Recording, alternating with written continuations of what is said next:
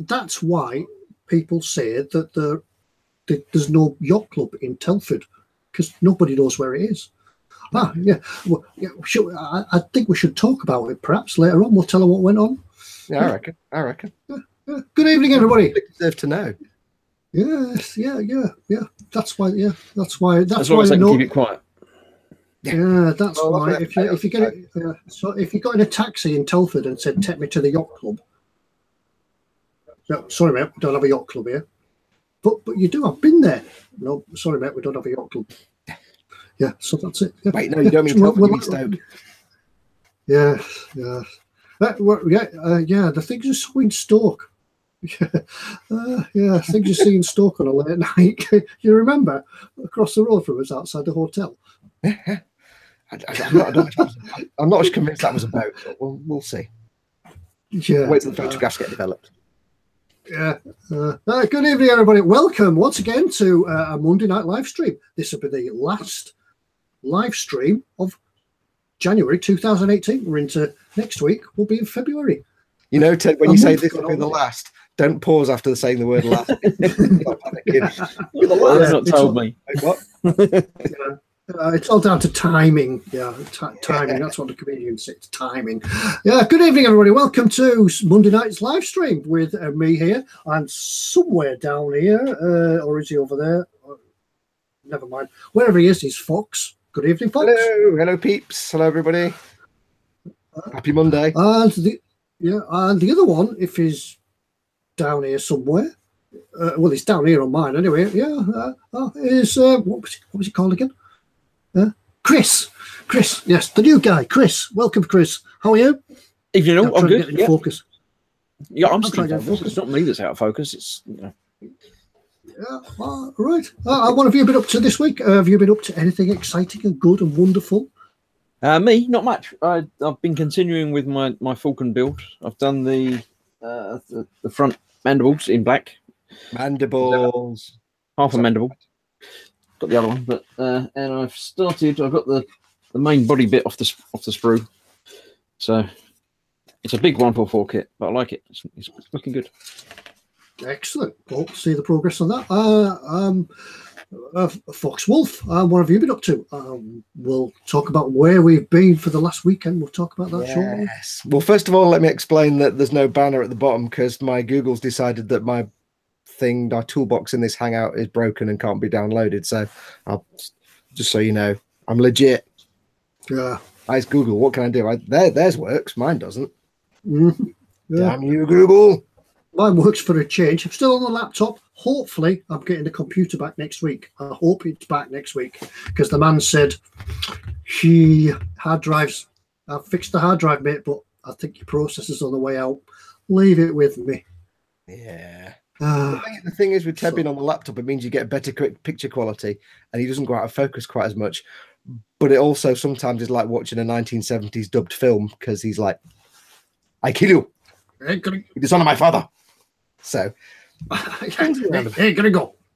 You dishonor my father. I've been busy this week. I've finished my Storm Wolf. It is now complete. The whole build isn't finished because I've still got to do the motorbike and I've still got to do the diorama. I did get a picture frame and was going to do a big diorama for it. But what I've actually changed my mind and going to do instead is I've ordered a big flyer base, which is about this big. I'm going to do the diorama on that because if I need to ship this somewhere, I can't.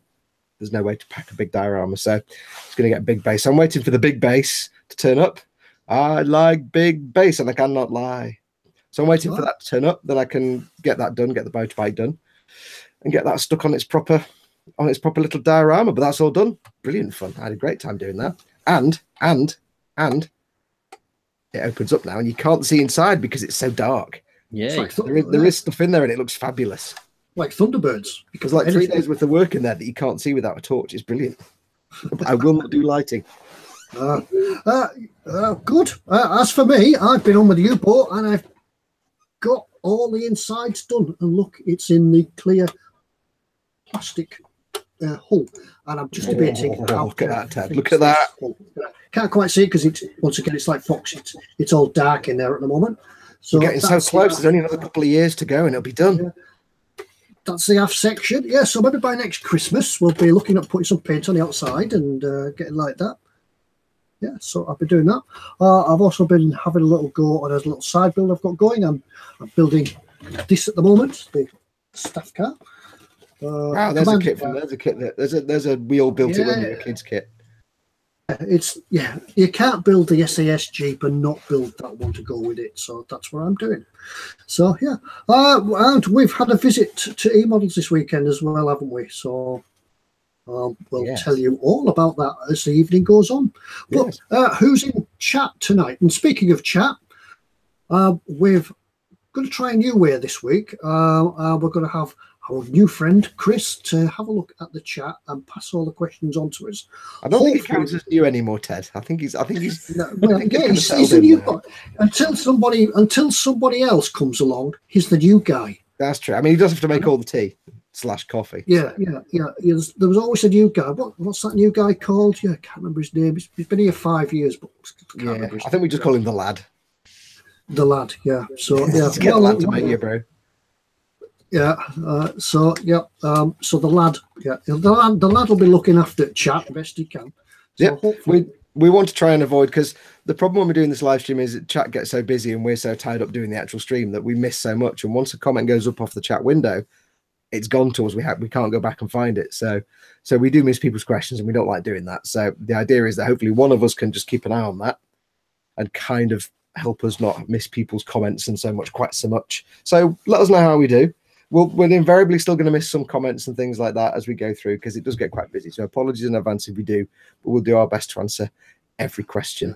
Don't forget, of course, if you're watching on the eModels website, emodels.co.uk/live. If you want to join the live chat, just click the little YouTube doohickey at the bottom of the player screen, the little YouTube icon, and that will take you to the stream on the YouTube page where the live chat is. If you're not in chat but you want to ask a question, and even if you are in chat and you want to ask a question, pop an email to Ted, because he has his email open while we're streaming, and that's just ted@emodels.co.uk. So if you have asked a question and we've missed it, pop Ted an email. He'll see that. And last of all, don't forget, of course, there is always the super chat option, the little $sign at the bottom of the chat window. You can click on that, and that highlights the question in big blue or yellow or gold box, so we can't possibly miss it.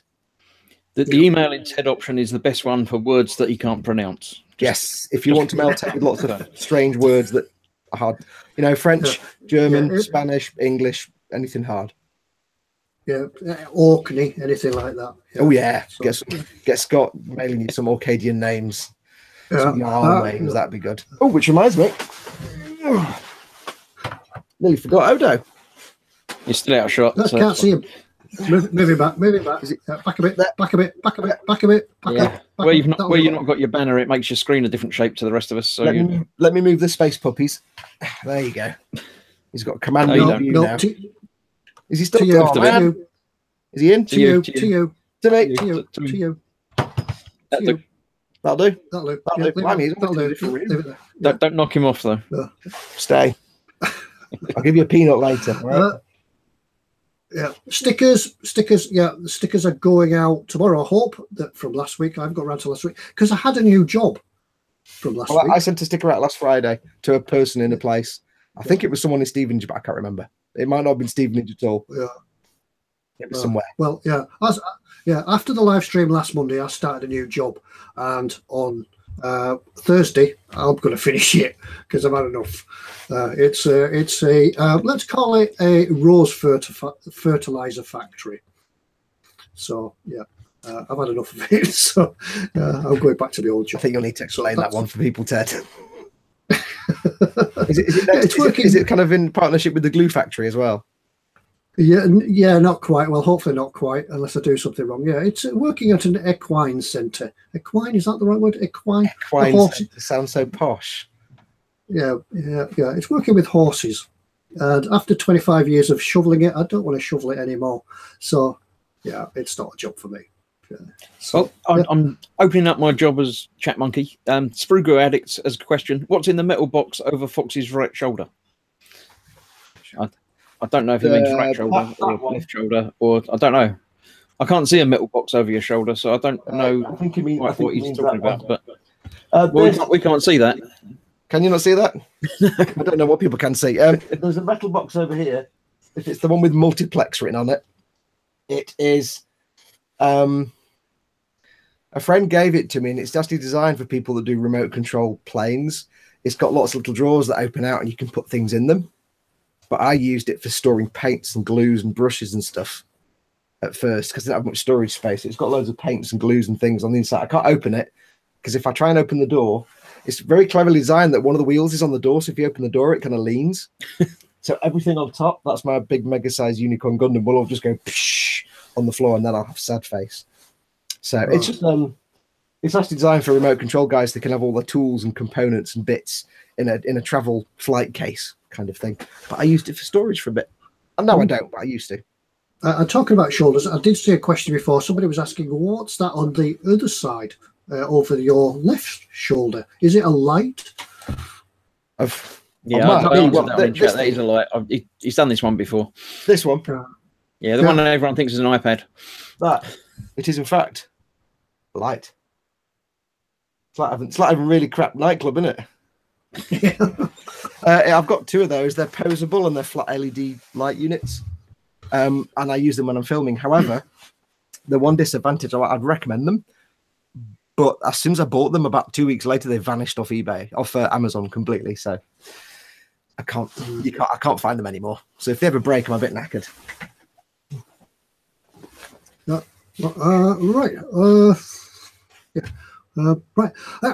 eModels. Our visit to eModels. Yes. I believe that you're going to tell them about your new build tonight. What's going to come up in the future? Well, as I did see Adrian David saying, "Think of the roses, Ted." Yeah, I've thought of it. I used to be an allotment gardener. So I was thinking that if only I had my allotment now, I could get all the fertilizer that I could ever want. You have to dig it yourself, but yeah, you could get all the ever you want. Put it in the back of the car and incur the wrath of Mrs. Ted. Yeah, that's it as well. Working in that place, only been there a couple of days, and my car already smells of horse. So, I don't know why, but it just smells that way, Ted. Horse. So I've got to give it up for the sake of keeping the car clean. So anyway, you were about half an hour ago. You were about to start going through saying hello to everybody, and I totally interrupted. So I did. Yeah. Yes. Hello, everybody. Right. Yeah. Hello, everybody. Have we done it now?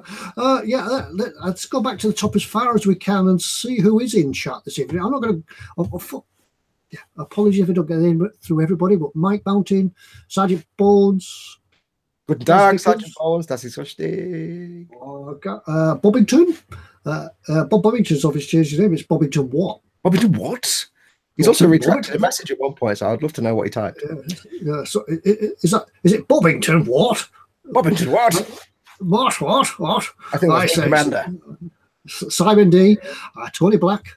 It's good to Simon D and Tony Black. Could we start like a whole radio station in the 1970s with those names?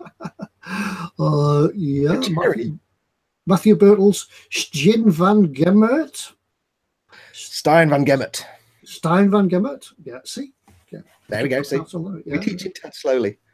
Yeah, unfortunately, when I click the move down button, it jumps about 10 comments. So apologies if I miss you. Who else is here? Scott Sutherland. Nate Bliss. He's up there. He's still there, watching over us as we whittle away. Zed says there's 101 people watching. This could take some time. Yeah. I do apologise if I don't get through to everybody. Mark Scale Models, Zadstat, I'm just whipping through them now. We may miss a significant number of people. Chris Henderson, Chris, I'll get your stickers out to you hopefully tomorrow if I get to the post office in time before it shuts.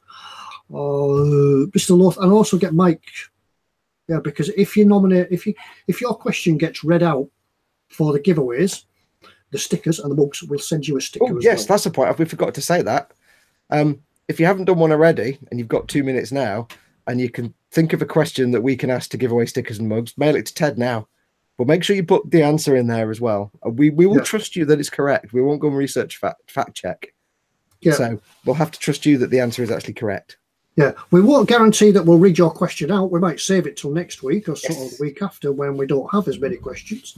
But we'll have a questions. We'll get you to ask the questions rather than us looking around thinking, question, what colour paint is on my desk? So yeah, I'll be there going like, I've got some batteries on my desk. What brand are they? And things like that. Oh, that's a good question. I like that one. Yeah, it's too late now. I've asked it, so. You haven't given the answer. And nobody would actually get it because it's not a brand name you think associated with batteries. So, Vincent says, I had a good one last week. Vincent, mail it to Ted now, this very minute. Do it now. Do it now. Do it now. Do it now. Yeah. It'll be like some really complicated technical question about planes or something. Yeah. Bobbington Watt says blue. Yeah, blue. No, it's cheese and onion. Sorry. Yeah. Right, yeah. Tony Black, Adrian David, Stuart Bremner, every time. Phil Lewis, Zadster, Tim Bix, Timber. Yeah, Timber. Howdy, Timber. Not a name I've recognised from before, but welcome to you all. Yeah, if you haven't been in before, just say hello. Yeah, you're all welcome. Everybody's welcome in here. Don't be shy. Ask questions. Chat away. Questions don't have to be about modelling. It could be just any random fun thing. We're here to have fun. It's your evening, really. It's you guys that run the show and keep us talking. But yeah, if you do have questions about modelling, send them in and we'll do what we can. We really like the non-model making ones as well. Sometimes they're silly, but there is one question that's not worth asking. Don't ask me any questions about chocolate hobnobs because the only answer I can give is so. I've answered every possible question about chocolate hobnobs now, so not one of those. Tim Bix has a question already. Hooray! Why do Airfix have all the stupid scales for their models? Because Airfix.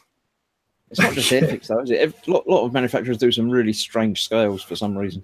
Yeah, Revell have got things like their 1/25th car scale, which is like everybody else's 1/24th.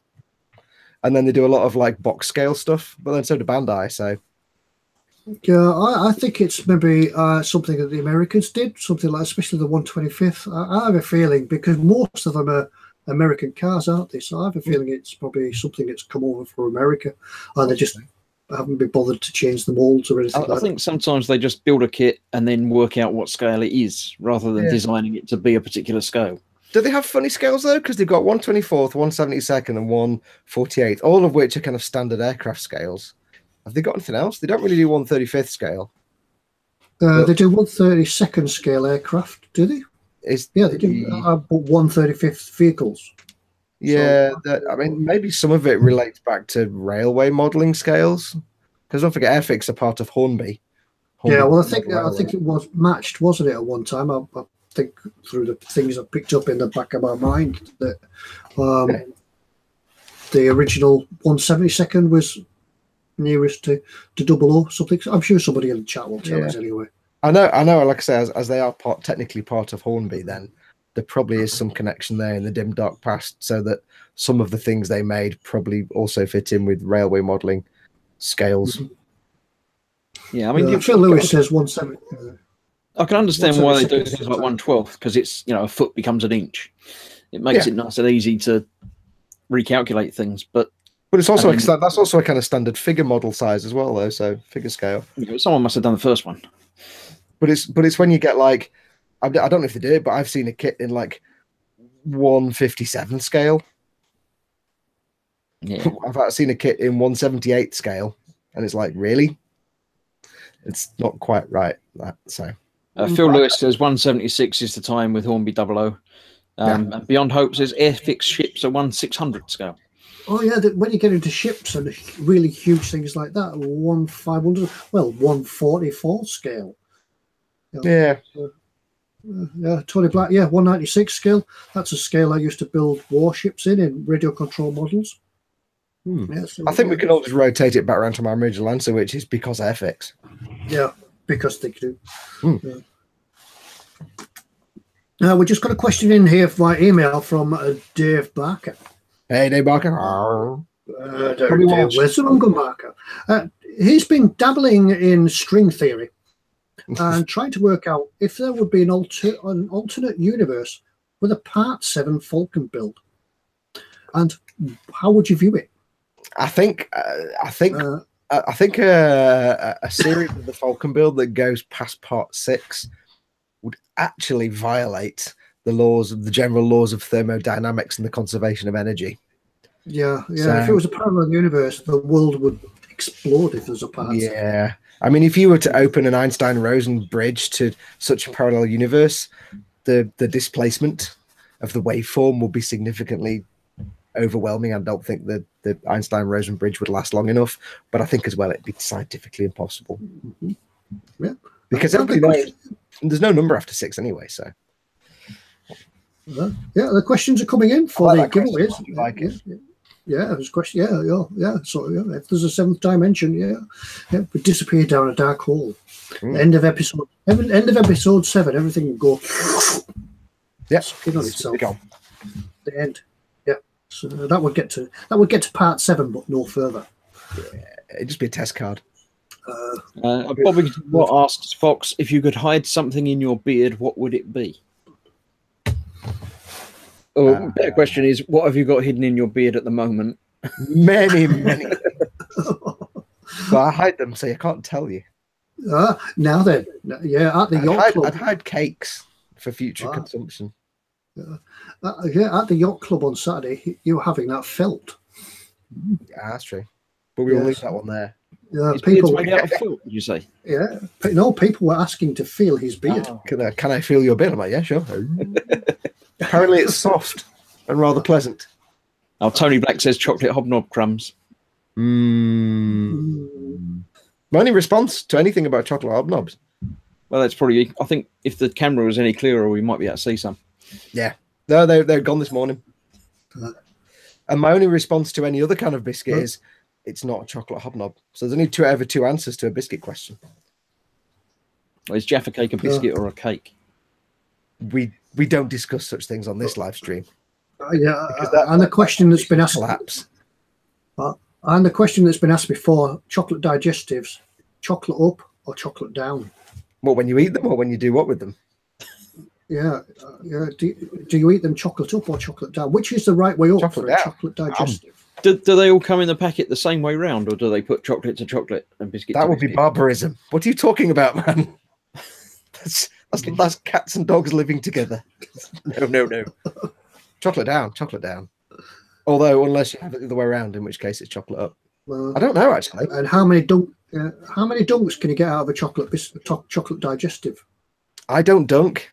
I'm different because I only drink coffee. So I take a big mouthful of biscuit and then I take a big swig of coffee. And I let it all mingle and merge, and the flavour is delightful. Oh, Paul glued to the sprue says it's a cake, Christopher. Everyone knows it's a cake. Don't make me mock you. Is that Paul by any chance? That's Paul said, yeah. Yeah, I was waiting for that. Just a question that's gone up there. Philip Rhodes mentions the new Route Master Bus Partworks on TV. Has anybody seen that? I saw the advert, yeah. And I'm like, 100 magazines all about the Route Master Bus. I'm trying to avoid adverts wherever I can. Yeah, I was in the living room the other day, and Mum was watching yet another episode of Murder, She Wrote. I think it could have been Heartbeat. There seemed to be an infinite number of episodes of both. There was an advert for this Route Master. I'm like, okay, how are you going to get like 100 issues of a magazine out? I mean, how? There's not that much you can write about a bus, surely. Each seat would be an individual issue. This week's episode is dedicated to the offside rear wheel. I have to say, when you look at things like the D'Agostini things and the other companies that do these part works, if there's a person whose job I envy the least, well, there's obviously a lot of obvious things, but one of them would be the people that have to come up with stuff to put in the magazine that goes with the 100 issue part work, especially when it's about something very, very specific like a bus. Because what can you write about? There's some guy there in an office sat there at a computer going, I've got to fill 35 pages and 10 of them are going to be how to build the bit we've sent you. The rest is what the hell do I write about? Buses drove past this building once. Let's tell me about that building. Well, at least you know on that part build for that Route Master bus, you know that the bell works. Yeah, it's got a real working bell. Real working bell. I'll look forward to that bit. Does it come with all the figures as well, so you can get the ropey guy on the back seat that nobody wants to go and sit anywhere near because he talks to himself and smells? Yeah. And the little old lady who always has a nephew in New Zealand and has the little round furry hat. Oh, Dave Barker says he passed his PSV test in a Route Master. You can keep them; they're a pig to drive. Yeah, no power steering and a crash box. Michael Jackman says Airfix used to do some ships in 1/400 scale. Scharnhorst, Gizzen, and Hood. All right. I know that they did some as well in obviously 1/72 scale as well, because you could put them in your Good God, the Scharnhorst in 1/72 scale. Yeah, could live on that. There is one thing I suddenly thought as well. If you think of it logically, Airfix is one of the oldest model making companies in the UK and Europe. Maybe what they did was, especially with the ships, they did them in different sizes, because if people wanted a museum display piece, but they didn't want to pay some guy to thousands of pounds to make an actual model of a ship, maybe there were different scales for display purposes, like exhibitions and things. I mean, 1960 odd, where would you get a large model of a destroyer or something? Maybe, yeah. Yeah, doing some actual thinking there, you see. Yeah, because didn't before Airfix, or around the same time of Airfix, wasn't the Frog? Did Airfix sort of encompass Frog? Oh, because Frog used to put the little kits out, didn't they, in plastic bags? That's going well back though. Didn't Frog get taken over by Hornby? Well, and us taken over by. The name sounds familiar, but I couldn't place anything about any history of it. But yeah, no, I mean it's well before our time, but I mean it's not before Ted's time, but it's before our time. Ted was around. Nothing was before Ted's time. No.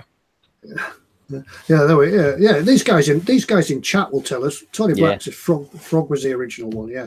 No, I maybe got something in my mind about what I've read or something. I've maybe not actually remember them.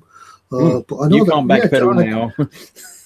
Yeah, I do remember Airfix kits being in plastic bags though, just hanging on the hook on the shelf. I remember them buying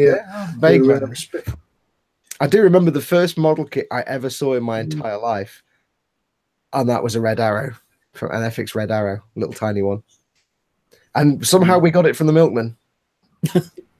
So it must have been something with the dairy at the time, as like, save up your bottle tops and get a free model that's probably worth about £2, 1975 style.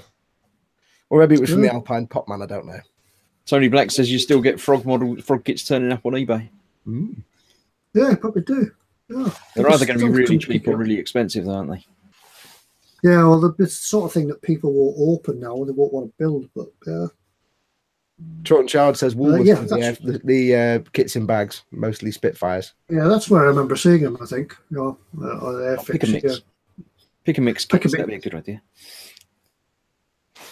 Yeah, pick a mix and an Airfix kit, please. And a tube of glue. None of this extra glue. For some reason, I have a distinct memory of being about 9-10 years old and making a Robotech model kit, which I didn't realize had been around for that long, because I remember making this green thing with 2 legs. I've just had this flashback now of like me and my best friend at the time in like the late 70s sitting down making a not knowing what Robotech was, Macross if you like to call it that. Wow, I've just had that flashback. So you said a Red Arrow's kit was the oldest kit you remember. It was probably was it a gnat? They used to do the gnat. They used to fly gnats. Yeah, I mean, this really will be mid to late 70s though. So so what's the oldest kit? What's the oldest kit? Can our viewers remember? Yeah. What's the oldest kit that you can remember, or the first ever kit that you bought? Yeah. What's the oldest kit that you two remember? I remember. I'm sure I did some kits when I was a kid, but I don't have any particular memories of doing any. I remember the first one I actually built was a Apollo lunar lander. I don't know. That must have been 1,000 years ago. I do remember the lunar lander, and there was a spaceship. There was the Apollo rocket as well. Yeah, that was a huge kit. So this was just the LEM, and the other bit, it was like massive. It was like figures about them. Quite good. Yeah, The first kit I remember is obviously the one I mentioned before. It's the one I built with my dad. Was the Lancaster bomber. It must have been. It's probably because I was small and it was 1/72nd scale, but it was huge to me. Probably because I was small. Yeah, so that's the first kit I ever remember. The next one I remember after that, when I think I built my first kit on my own, was Monty's Hummer. Monty's staff car. Yeah, Humber. I think you said Hummer then. I'm like, whoa, where to confuse Yeah, Monty's Hummer. Yeah. I think you need to go see the doctor. I remember when Monty's drive around in this Hummer. Wait, what? Kill it. Yeah, that was. I remember taking that one to school for a show and tell. That was I remember. Yeah. So what's these kits of people in chat have said? Tim Bick said his oldest was the SAS Jeep. First kit was an Phil Rhodes says a Airfix Fokker triplane in red plastic. Yeah, I remember that. That was always a childhood kit to a lot of model builders our age now. Zadster said the lunar module's not bad, a bit prone to damage. I think there's something in the back of my mind that I think I built that because now he mentions the damage. Yeah, it was easily damaged because it was the little spindly legs. Yeah, there was nothing. You got the base. The lem, but you also got the unit it landed on with the legs and stuff. And I think you got some kind of moonscape plastic diorama with it, but that could be it. Just remember something like that. Tony Black said he had Matchbox. Matchbox, yeah, I remember that.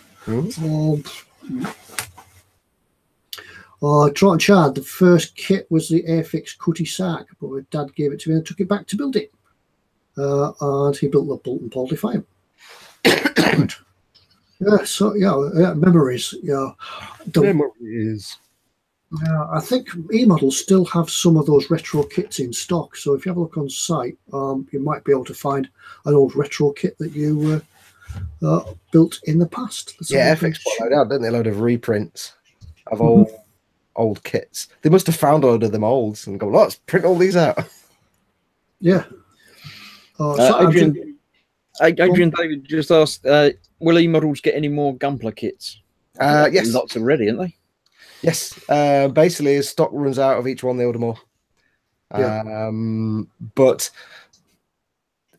keep your eyes open. If there's a specific one you're after, do let them know. The difficulty is because there's no UK distributor for Bandai, it's not as easy for UK resellers to get every single model. They're at the mercy of the people they get them from, the various suppliers. So if there's a specific one you're looking for, do let them know. They can do their best to get it for you. But yes, they will be stocking more. They kind of stock more as stock runs live.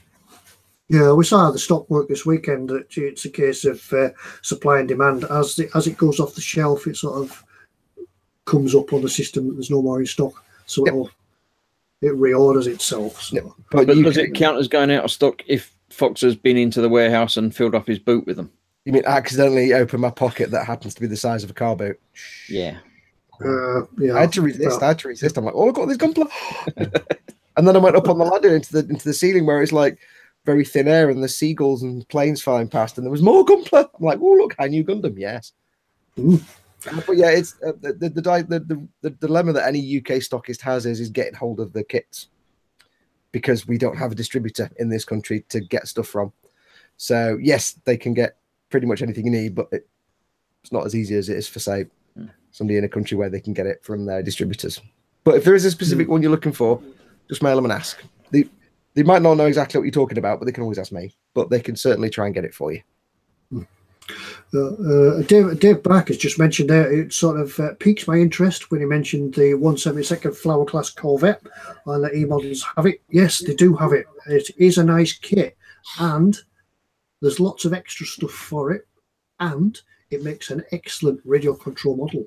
So yeah, go get that Flower Class Corvette. Brilliant. Yeah, Timber, I did see a question from Timber saying no chance of Bandai Star Wars. Bandai can't sell Star Wars outside Japan and North America.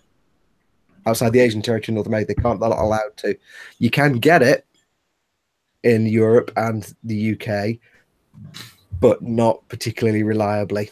And retailers will pay through the nose because Bandai aren't allowed to. If they started, so that's why in the US you've got a company called Bluefin that imports Bandai Star Wars kits and sells it to North America. In Europe, we have Revell. So it's something that you can get, but retailers tend not to because it's not always financially worth it because they can't get it at a decent price because they're having to go around the back houses to get it. So it's not impossible. You never know what they might get, but it's not something they can officially get. But if they should happen to come across them, I'm sure they'll probably pick it up. They know that Star Wars is popular. You know, they know that Bandai is popular. And if they could get some, they'd be scooping it up like nobody's business. It's just really hard to get hold of without making it not financially popular. They'd have to pay so much to get it that they'd have to pass that on to you and it wouldn't work. So don't give up hope. You never know. But officially, no, there's no way for them to get them. But they know. Yeah. There's no way to answer that without sounding kind of on a downer, but they do know that people want Bandai Star Wars. Yeah, I know that Revell sort of have issues in America and things like that with companies, little companies. I don't think the company itself, Revell, are under any threat, but maybe they might have to rethink the organisation and such. Yeah. I mean, the whole thing with Bandai Star Wars and the licensing is a real pain because, like I say, in the US at first, Bandai could only sell their Star Wars stuff in the Asian territories, so like Japan, Korea, places like that. Eventually, it was allowed that Bluefin would import them. However, if you've started seeing Bandai Star Wars kits where they have a little silhouette of a figure instead of an actual figure, that's one of the limitations that's allowed them to sell the vehicles. The Bandai can only sell, if I get this right, they can only sell the vehicle kits. They can't sell anything with the figure in it because that counts as an action figure, apparently. So that's why you start getting these little silhouettes of standing figures so they can get around the licensing restrictions. But if you're in the US, you can get them quite freely, but they will all come from this company called Bluefin who just imports them. It's the only way they can sell in North America. So in Europe, maybe something like that will happen in the future. Somebody will get an importing, they'll get permission to sell them to the European market. I really hope so because they are beautiful kits. It's just we're in the wrong place to get those kind of kits, unfortunately. Yeah. So Smooth Workshop, somebody will have won the sweep by now.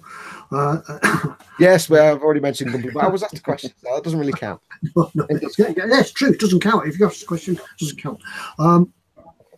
Right, we do have a question from Jamie Bourne. Hi.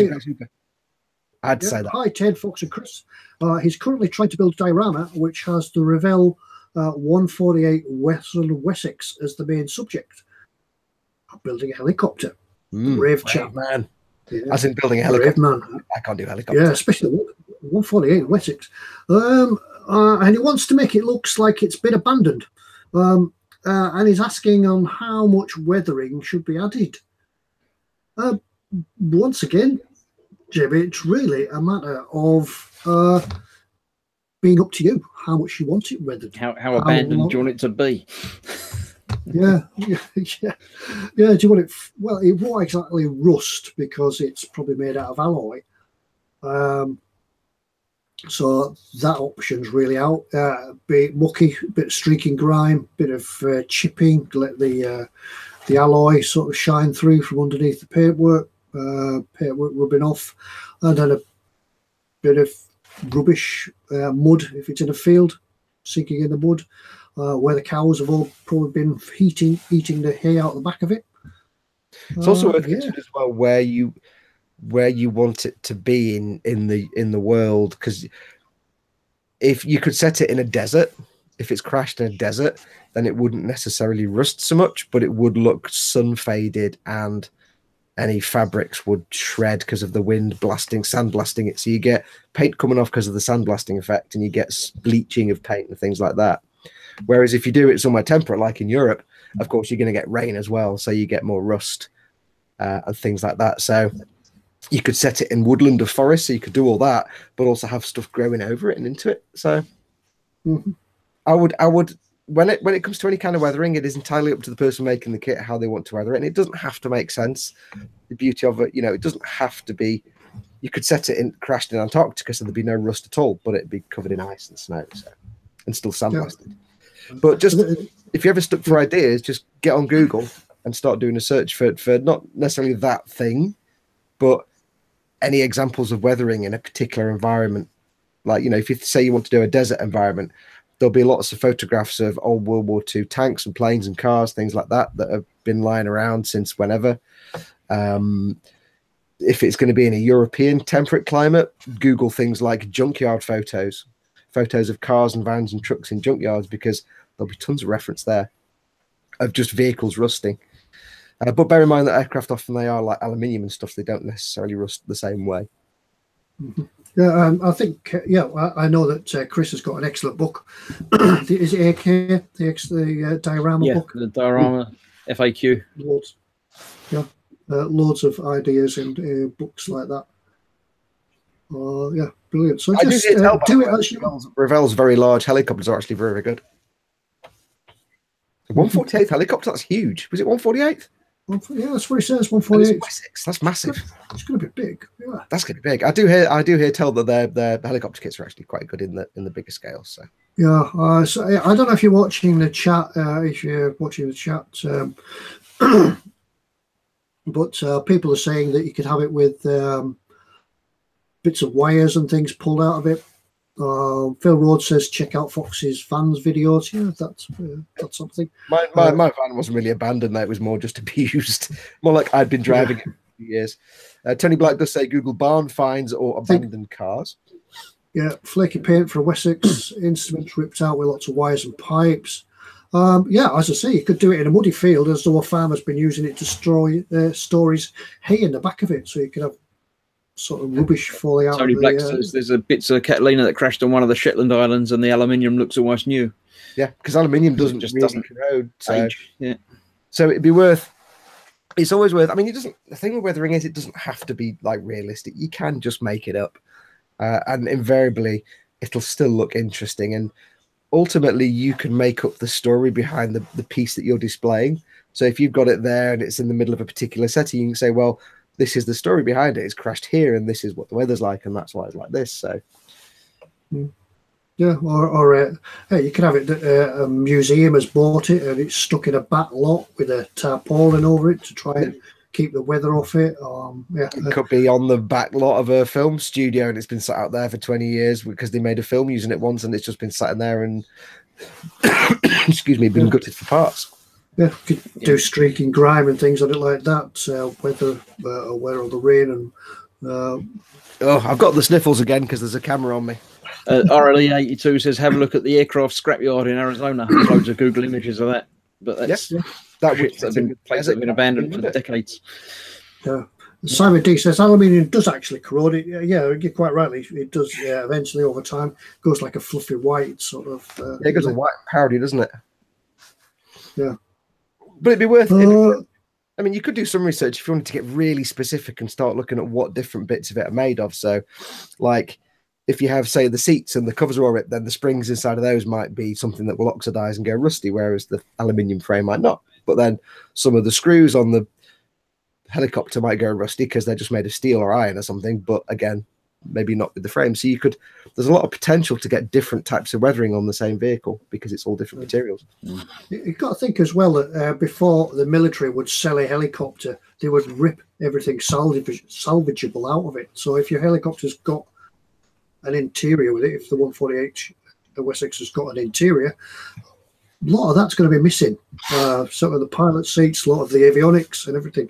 Yeah, as somebody says, pipes and cables hanging out. Yeah, it'll have been stripped before it'll have been sold off. Yeah. Unless, of course, it's post-apocalyptic, in which case,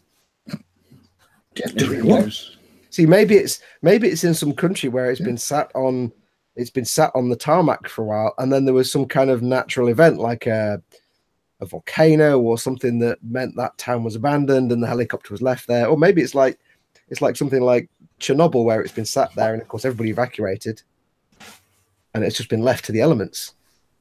So you could make up a story behind it. Maybe there's a nuclear disaster and everybody left and it's just been sat there for 30 years on the tarmac slowly falling apart. You could come up with any story for it. I think great fun with that. Adrian David's got a good question that I'm sure Ted will be able to answer. He's working on a KV-5 Russian heavy tank. Any suggestion how to scar and weather it? Yeah, get some mud and slap it on. get loads of mud, slap it on. That's all you need to do. Yeah, maybe just a couple of paint chips, but mud, and more mud. How susceptible were those kind of vehicles to like dings and chips from bullets and small arms fire? Were they really? Would you get lots of little pock marks from small arms on those? Oh yeah, I think steel, I think any sort of brave sort of German enemy would try and have a pop at it, wouldn't they? You know, if it's rolling towards them, even with the small arms, it'd probably point a rifle and shoot it. It'd just ping off. You get a bullet pinging off, maybe chipping a paint, bit of metalwork underneath showing through. Certainly chip it. Depending on the time of year, put some rain smears and grease on it, streaking grime, light rust. I would do the rust around fixtures and fittings rather than the body itself. Yeah, go and have a look at my Panzer IV video builds and have a look at that towards the end of the build videos and see how it went on with the chipping and weathering for that. Yeah, but yeah, once again, like we were saying to Jamie Bourne, just do it as much as you want. Have a look at some pictures. Have a look online. There's lots of it out there. Yeah, there'll be loads of ideas how to weather it. Depends on what theatre it's been in, whether what the weather's like, whether it's been mud and snow in the winter and the autumn, or it's been hard, dry sand and soil in the summer. So yeah, do it that way. Just have a look. Just slap it on. That's about it. Slap, but yeah, get mud, get lots of mud and slap it on. Always with the mud, Ted. Yeah, a couple of things I've just spotted in chat. We're going back to abandoned flying machines. Robert Blairlock says, ask Fox, he knows abandoned flying machines, just ask the Millennium Falcon. I did see that. I was going to mention that, but I thought, no. Okay. And Philip Rhodes asks, if eModels were to start producing its own kit, what would you like issued? Think small. I'll delete that one because I had that one ready to ask. Oh, did you? Yeah. It's really hard to remember that we asked you to keep an eye on the chat. Yeah, I don't mind. It's been listed too. I've got another one from earlier that I'll ask later. But yeah. Okay. Right. Yeah. About 1/35th scale figures of everybody in the store: Gav, Pete, mate, James, us three in assorted poses. In assorted poses. For various modification uses and hijinks. Yeah. Accessories. Yeah. You could fit your Russian heavy tank with us as crew. Yeah, they could do a 1 to 2 scale, 1 to 2 scale version of Pete Mate's luxury 3.5 foot yacht. Yeah. A model of Pete's 2 to 1 scale. Or 0 to, I don't know how it works. I've killed my own joke. Move on. I'd like him to do proper stuff in 144, normal vehicles, road cars, and things like that. You don't get any normal stuff. Yeah, you have to kind of rely on the railway tanks, models, don't you, for your almost. Planes, but that's it. Yeah, and they'd be very, very small, but you know. Yeah. Trot and Chad said my little figure would be out of focus. Yeah, you wouldn't need to paint it very much. You could just go fuzzy around the edges, could you? Yeah. You'd have to actually paint Ted in a special way. You'd have to brush paint him, but brush paint him using only glazes so that all the colours blend in and you get that out of focus look. Beautifully sculpted and crisp, but we can do something about that. glazing. Yeah. I think that idea was once mooted, wasn't it, to make figures of us all in the shop? Oh, yeah. So so we could be your tank crew. It would be fun. I mean, it's not impossible because, like, I got that little 3D scan of me done, so it wouldn't be impossible to get everybody 3D scanned. And the company I got it done with, they can produce them at different scales. So I got the one I got, which is that one. It's in 1/24 scale. It's 1/24 scale me. But it's not cheap. It's not. I mean, the guy that does this does it as like a one-off or small runs. So, that's like 20 quid. So it's not cheap.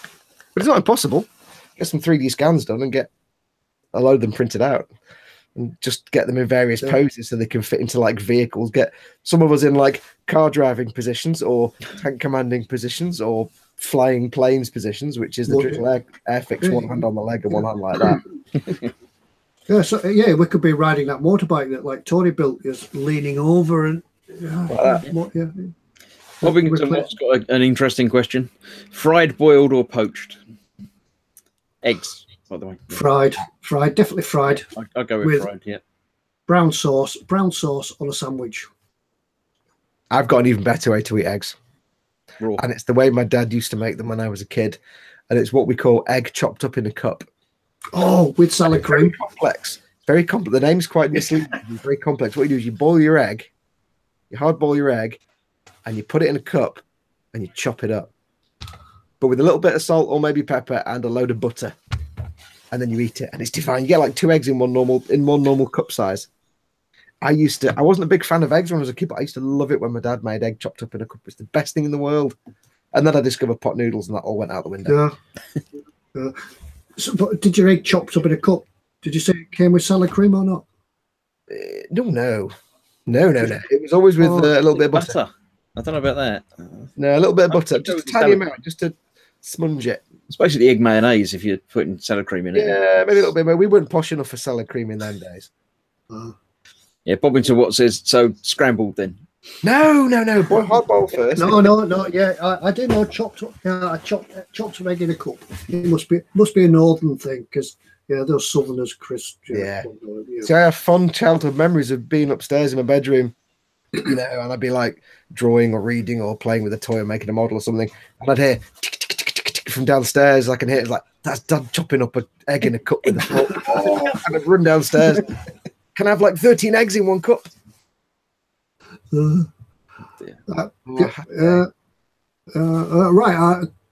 Questions are coming up there on the chat, but I've got another one from Dave again. Quite a serious one this time. Dave says Ted is going to spray his Scooby. He means Subaru. I take it not Scooby Doo. Because he's going to spray his Scooby, and he can't use a 2-pack or other smelly gloss products. What would be the best non-toxic way of making a car kit shiny? You're really limited to. I think rattle cans would go outside, really. Yeah, rattle cans are always outside. You can't use proper hardcore lacquers like the U-Pol and stuff because they are nasty to use. So, because Dave's doing it indoors, there's other people in the house. He can't just spray anything around. So, you could use Pledge, but you're not going to get the deep shine on the car. No, I was thinking of the Valero acrylic varnishes. Sorry, which manufacturer is that, Ted? Sorry, was it? Valero, that one in the little bottle. Yeah, the one that's in the wrong place. And where's the red top, by the way? He's still got them on his desk, yeah. I don't know where the red top is. Is there a really short one there in the middle at the top? What's that one fourth on the left? There's one a little bit shorter than the rest. Fourth on the left of the top? No, fifth to the left of the red one. 1, 2, 3, 4, 5. That one. That's my Typhoon Pilot. I won't ask why he was in there with your paints then. Yeah, he's just looking after the paints. Yeah, so if you've got the Airfix Typhoon 148 scale, there's a little pilot for it. I never got around to putting him in it. Yeah. So he just sits up there. So you can't use proper U-Pol and stuff. If you wanted the best result on a car, you'd use proper 2-pack lacquers, and you can polish them and you get a proper automotive shine. But you can't do that in your house. It's just, and apart from that, you've got to mix them exactly right and get it perfectly right and get the cure times. If you've got a house full of people, it's not going to happen. I'm pretty sure the chat's getting confused between 2 questions here because we're getting questions about using 2 times more shine and Pledge and chicken tikka with garlic and double sausage and egg McMuffin times 2. I think we've missed something. And people wonder why we have a hard time following the chat sometimes. I'll just get your Subaru and get some egg McMuffin. Yeah, I've just had a smell of this one. It's the Alclad 2 lacquer, and it doesn't have a smell to it. Yeah, I was going to say your real options are things like it's got a slight smell. What does it taste like, though? Yeah, hang on a minute. Just got a cup. Yeah, it doesn't have that much of a smell. It does have an aroma, but yeah, you could try that maybe, see how that does. But you're not going to get a deep shine unless you get into the lacquers and polish. Yeah, and I mean the real trick is to get a real deep shine is to get the gloss on there, but then polish it, and that's the tricky bit. I don't have the most experience in it because I don't do shiny cars, but you know, I know people who've done it, and I've watched people do it, and you can't do that with the Pledge. It's not durable enough, but some of the lacquer ones you can.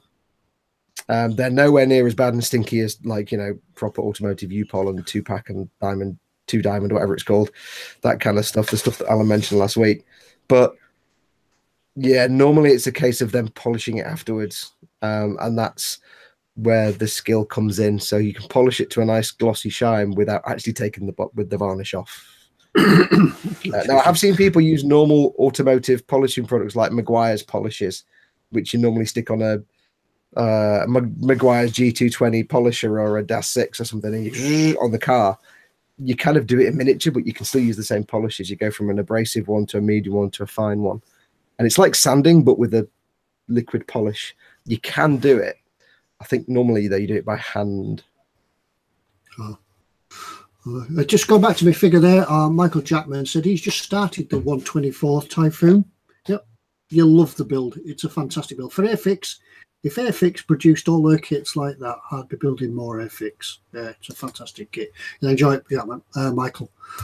So yeah, have a look on the videos if you get stuck. If you get stuck on it, email me a question. Email me your problem, and I'll try and help where I can. The questions seem to be food related at the moment. Adrian David says, "Do you guys have a big breakfast or a small one?" Small, usually a piece of toast. Unless I'm in a hotel at the weekend, then yeah. It depends who's paying for it. Yeah, it's including somebody else is paying. I don't do breakfast. I'm far too lazy. I tend not to do breakfast. I might have an early lunch, but my breakfast is a coffee. No, you're asleep for breakfast anyway, aren't you? No, I get up at you know, a decent time. I do actually get up early sometimes, but I just don't. I don't have an appetite to eat till about lunchtime. Lunchtime. I used to eat like 24 hours a day, but now it's like I don't really get hungry. If I try and eat food in the morning, I have like so many mouthfuls and then just stop like going, I can't eat anymore. So what food do you remember from the 70s? See what I did there? Yeah. Food in the 70s all brought in together into one. So and then he added an hour to the I remember all the food in the 70s. Yeah, Robert Blaylock says he can see the aft section of the U552. Yeah, I showed it when you came, when we started. Maybe you weren't here at the time. Yep, we've got the aft section. It's not complete. It's just temporary fit for the trial to see what it looks like. Can't get it out now. Yeah, this is the last section. The switch room and the aft torpedo room, all finished, all weathered, all done, ready to go. That's a glass front and back on that bit, is it? It is a glass front and back, but the back will obviously be painted because, as you can see, there's not a lot to look at the back. So yeah, it's something I was discussing with Fox at the weekend about how I'm going to do it. One of the ways, I think the way I am going to go down is to have a magnetic side over here. Excuse me, I'll just take my earphone out. Martin's just saying Chris needs a wee, by the way. No, I'm fine, thanks. Yay. And also, while Ted's doing that, just to reply over here is the side of the it's back. Outer casing of the submarine. Everything what did you say today? Special grill, mate. That's where the money was. Wimpy special grill. Oh, wait. Yeah, here we have the clear side of the submarine. I don't know if you can see it because it's clear. I was thinking of attaching this with magnets, painting it, painted it the same as the solid side, attach it with magnets so that when you wanted to see inside, you could just take the side off. Plus, if any of the guys inside fell over on any bits, if any bits fell off, you could get back in and glue them back on again. So it's always a problem if you glue the clear part on, you're never going to get to it again. Yeah, you mean like the big U-boat that Trumpeter had on the exhibition at Telford, where there was one guy falling over? Yeah, and you were like, "Oh, you can't get in to fix him." Yeah, that's the only thing. That's the only thing everybody was commenting on. Oh, look at him; he's fell over. He's having a sleep. He's having a lie down. So, yeah, got to be a way of getting into there and fixing it. So that's that. We're starting on the outside. Hopefully, if the computer comes back this weekend, we can get on with some filming because we're getting to the interesting bit now. We're getting to the outsides. We're getting to the painting and the weathering. Robert says the clear side is very brittle. Yeah, it will be. It's that type of plastic that I think if you try to cut it, you will be able to cut it, but very delicately.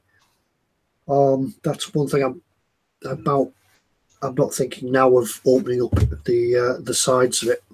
Is just leave it and paint it. So yeah, I can imagine that would snap.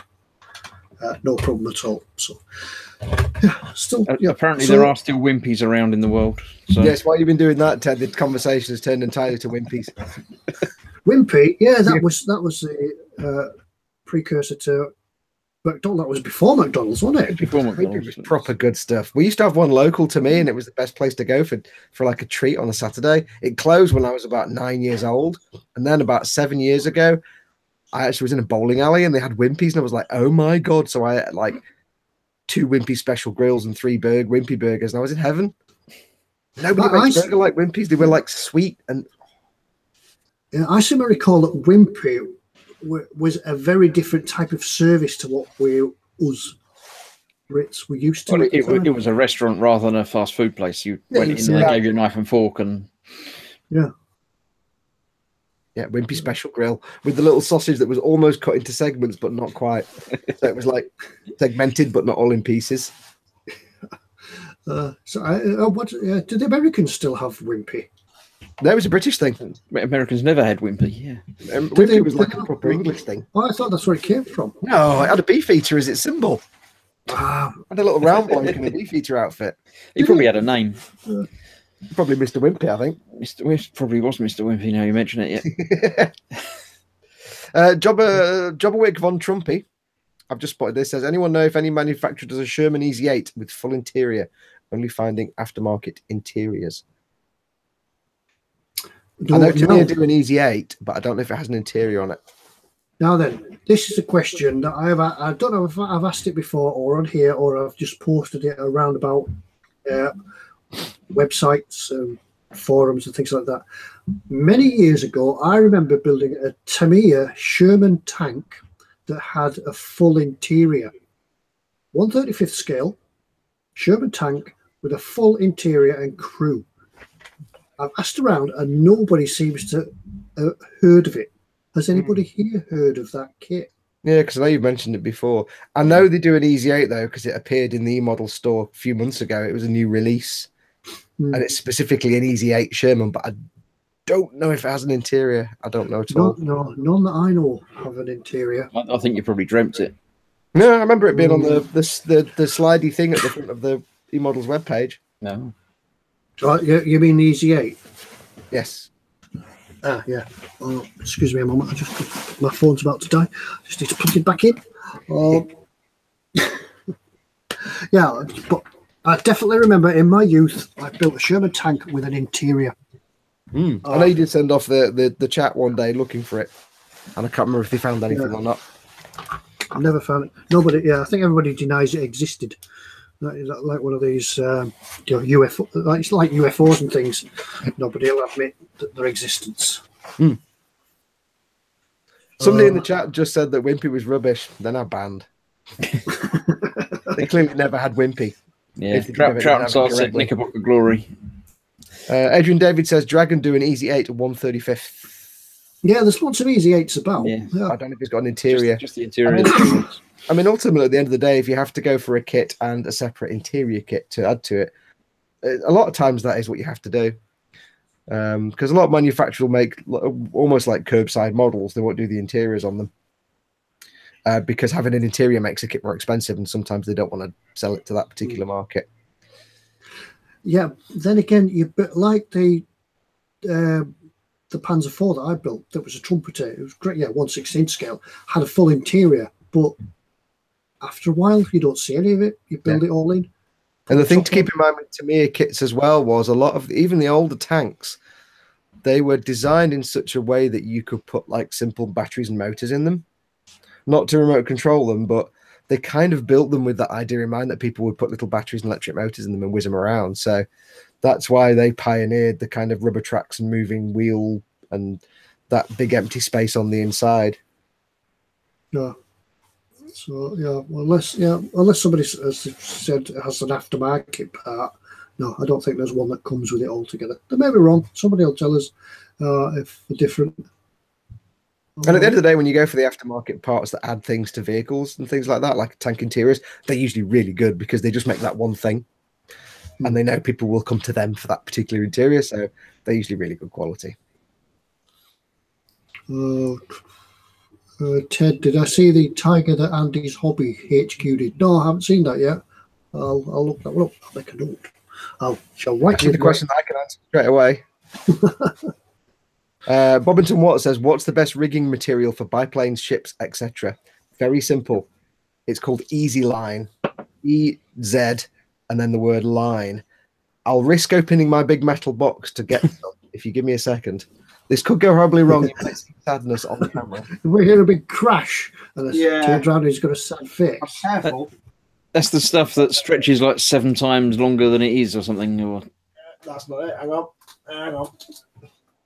I've got to remember where it is now. There we go.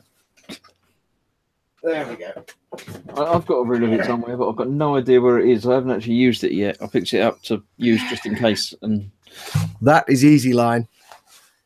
I don't Line. think eModels have any in at the minute, but you can certainly ask them to get some. And you won't see this on camera, I suspect. But it is a very, very thin rubber strand, and it's like microscopically thin. It's thinner than thread that you'd use for sewing. The advantage of it is it comes in like 30.5 meters, which will last you thousands of years. It's ridiculously stretchy. It stretches to something like 700 times its own length, or 700% its own length. And what you do with it is, because it's rubber, you take a small piece, say you want to bridge a gap that big, you'll take a piece about this big, you'll get the tiniest amount of super glue on the end of the thread and touch it to your model, give it a minute, then you'll take this end, you'll stretch it with a little tiny bit of super glue on the end and put it in place, and it will sit there taut because you've stretched it. It will sit there taut, and if you prod it, like by accident while you're working on the kit, it just bends. Well, it kind of bends down and then snaps back again because it's ridiculously stretchy. And it doesn't go fuzzy because it's not string. It's just like very fine rubber thread. So Easy Line. I say, I don't know if the guys have got it in stock. If they haven't, drop them an email and say, dude, can you get me some Easy Line? Can be quite hard to get hold of, but it is by far the best thing for rigging. It was designed to do electrical cables on model railways between electricity poles. That's what it's for. And I've seen a video of a guy who's built 2 electricity pylons, and he's got this Easy Line stretched between them really tight, and he pushes it down, and it goes like that to the ground and just goes straight back. It doesn't snap because it's ridiculous. I need to get some for the U-boat eventually because of the aerials and such on the U-boat, so I'll need to obtain some. I did. Somebody said they found some sewing stuff in the mum's basket. A lot like Easy Line, but a hell of a lot cheaper. That's probably shearing elastic. You can use that. Yep. The problem with shearing elastic, it sometimes over time will actually lose its stretchiness and start to sag. Yeah. But the advantage of the Easy Line is you don't have to tie it around anything. Just literally touch it to whatever you want to stick it to with the tiniest bit of super glue, and it'll stick. It can be fiddly, but if you want a piece of rigging that goes to the pole and doesn't go around the pole, then that's what you want. A lot of people use it to do the wire between the tailplane and the aerial on fighter planes. Yeah. Oh, Yeah. so, yeah. Adrian David says, "Does Easy Line lose its stretch over time?" I don't think Apparently so. not. Nor does chewing gum go something on the bedpost overnight. Lose its Apparently flavour. not. Apparently it's pretty stable. Yeah. Has anybody used the microscale varnishes? Nope. I haven't. Nope. No, I haven't. I'm sure somebody has, but none of us. No. Yes. Yeah. Right, 10 past 10. Should we go and have a look Oh, at what's wait, in that's stock? not right. What? Track here? Yeah, he said 10 past 10. I'm thinking 5 to 5. Cracker Jack, never mind. Okay. We'll have a look at what's in store in a minute, but talking about what's in store, let's have a look at a couple of things I got from eModels over the weekend. Yeah. One of them, Show what I got. Oh, there you go. one of them, what I was really surprised about, I've locked it on you, Ted. There you go. just some basic glue. I'm pointing it down here at the camera. Glue. This is the Tamiya Extra Thin Cement, the quick setting one. I thought I'd pick it up, give it a go. I was a bit skeptical about it. I didn't think it would quick setting. It is. Just as a different colour top to the Extra Thin. But I tried a bit of this on current build that I'm on with, and yeah, it sticks quick, fast. It is quick setting, so fast that it's the sort of thing that if you have to hold, you get parts on a build where you put the glue on and you've got to sit and hold it for a few minutes till the glue's gone off. Take your tweezers off and it immediately falls over. This it doesn't. Brilliant. I don't intend to use it for the complete build, just for those parts where you think I'm going to need to sit and hold this for a little bit. Yeah, just use it. I'm assuming as well you have kind of the best way to use that is to put two parts together and then touch it. You can't just like put glue on both bits and do that because it'll have dried out. Did my mum's hand just appear? Notice? I didn't notice. Everybody's saying hello to mum. You said it was locked on Ted, so everybody's saying hello to Mum and Fox, but maybe she came up and I didn't notice. Oh, I think it's locked. I think it's locked on me. Yeah. Have the parts. I think you use it in just the same way as you do with your Extra Thin. Sometimes you get away with putting a piece on a part, then putting it on, or you could put it on and let the what's the caterpillar action. That's it, the caterpillar action. Yeah, you can let the caterpillar action do its job with that, but yeah, it does stick quick. So that's just to pass the message on, everybody's saying we want Fox's mum, and I know Mum's watching it downstairs because I can hear her watching it, so she'll be up in a minute, I suspect. Give it about 35 seconds. Another thing I got was some super glue Zap Gang. One of the lucky things I found about this was it comes at the top. It comes with a little seal on like that, and if you ever buy this stuff and snap the seal off, if you turn it over, it becomes a little cap. Just these little things sort of amuse me. I hope the iPad go down. Stand by. And the next thing, I'm going to do a little review on these because I've heard so much hype about them. AK Real Colours. Going to give them a go. I know we spoke about them. I watched the AK YouTube videos. Go and have a look at them because they say this stuff is mixable with everything. Really, hang on, I'm getting word from the producer. There is an arm. Hello, Fox's mum. See, you call, she turns up. It's like the bat signal. What's the bottom deck of the ship called? There you go. There's a question. That's one for you, Ted. What's the bottom deck of a ship called? Wet. Bilge. Well, no, the bilge isn't a deck. Yeah. I think she just intended to confuse everybody. It worked. The lowest you can go in a ship. Mum says, I know. So she's obviously asked you a question. She's obviously confused all of us because we don't know. She won't tell us what the answer is. She's going to tell us the answer. Tune in next week for the answer to this question. All up deck, says Michael Jackerman. No, No, it's not. I just heard note downstairs. Yeah, back to the AK rail colours. I'm gonna. Yeah, I haven't had a chance to try them out since I came home from eModels. I'm gonna have a try them out and spray them this next week. I've actually got the actual thinners for them, but they say that they'll thin with anything, even water. Okay, I'm getting sorry, Ted. I'm getting word from downstairs. It is the all up deck. All up. Sorry about that. I remember the rudder flat, but never We mind. just totally floored. Did you get a sticker for that for asking a question? Give him send a sticker downstairs. I shall send one downstairs with my next coffee journey to get coffee. Nate Bliss says he's Yeah, always I know. suspicious of things called real colour. Does that suggest everything else is fake colours?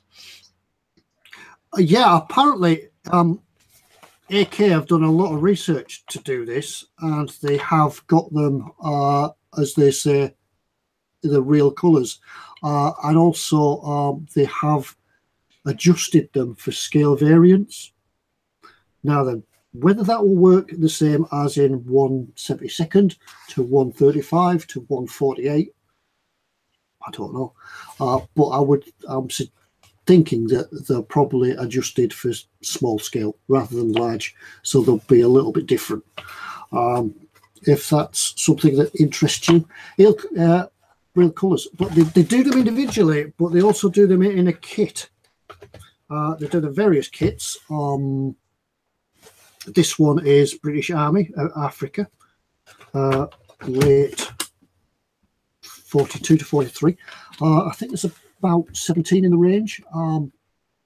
They also do NATO colours, American colours, everything like that. So AK real colours. Going to give them a go. I'll report back next week, hopefully, when I've tried them out and sprayed them. Are they brushed or spray or? So I think they're generally intended for airbrushing, but they can be painted. You can add some water with them or some thinners and brush paint them as well. They're very similar so to Tamiya colours, so you can use lacquer thinners like Mr. Hobby Leveling Thinner and things like that. You can use Tamiya thinner, and you can use water. But usually, but don't use the X20 thinners. Use the yellow top one, the yellow top thinners. So you can mix them with water. They mix with other colours as well. To be a Mr. Colour leveling thinner, they'll work with anything. So I'll try and report back next week after I've used them and how good they go down. Well, I picked up some bits while we were there. I didn't pick up any Gunpla. Sorry. I knew because somebody asked, did I get loads of Gunpla? If you've seen on the eModels channel, I've shown what I'm building when I finished all my other bits. I picked up some, they're not there now, but I picked up some Vallejo game colours because I'm going to be building the AML90 from Tacom. If you haven't seen the video, that's my next build for eModels in the next few weeks. It's a little itty bitty tank, my little tank. It's not really, it's an armour per car with a 90mm gun on the front. And I saw this and I fell in love with it because it looks totally adorable. It's like a little sort of car thing. It's not really little because it weighs 5.5 tons. Like I say in the video, it's really just 5.5 tons of death that just happens to look adorable. So I'm going to be making that. Should be in the next few weeks, but me being me and me being a complete loon, I can't just make that because I'd get bored halfway through a build. I always do. So I have to make it interesting. So there's no figures that come with it, and it's 1/35th scale. So what I'm going to do is mix it in with some Space Marines. They're not 1/35th scale, but I did put one in the top turret just to see if it worked, and he kind of looked like he fitted, and it worked. So what I'm going to do is I'm going to Space Marine it up. So I'm going to build it and get it all done, and then when we do the painting, we're going to do a little diorama, and it's going to be all Warhammery. So I'm just going to have some fun with it. Stick some bits on it, stick some bolters and stubbers on there, and some other bits and bobs. Get some Warhammer tank parts and put them on, and see how it goes. It should be good fun. I like to do things a little bit silly. I don't like to do things seriously because that's kind of boring. So we shall have fun with that, I think. So what did you get for me then? Oh, I had a second piece of bacon at breakfast the next morning in the hotel. Yeah. I thought of you when I was eating it. I didn't think of you, really. Trout and Chard has a question. Yay! With more interaction each week, how long before Fox's mum gets her own section of the live feed? Yeah, maybe not.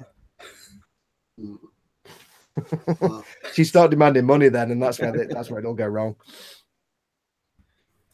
Just going back to the AK colours, Sergeant Bourne says the NATO colours are really close in his opinion as a former soldier. And Griff says, look at the eModels gallery. We need to mention the gallery. He's put up a model painted in them. Yeah, go and have a look. Auto Blinder AB41. Captured. That must be the. Go and have a look at eModels gallery. Yeah, Tim Bick says, woohoo, looking forward to that little armoured build from me.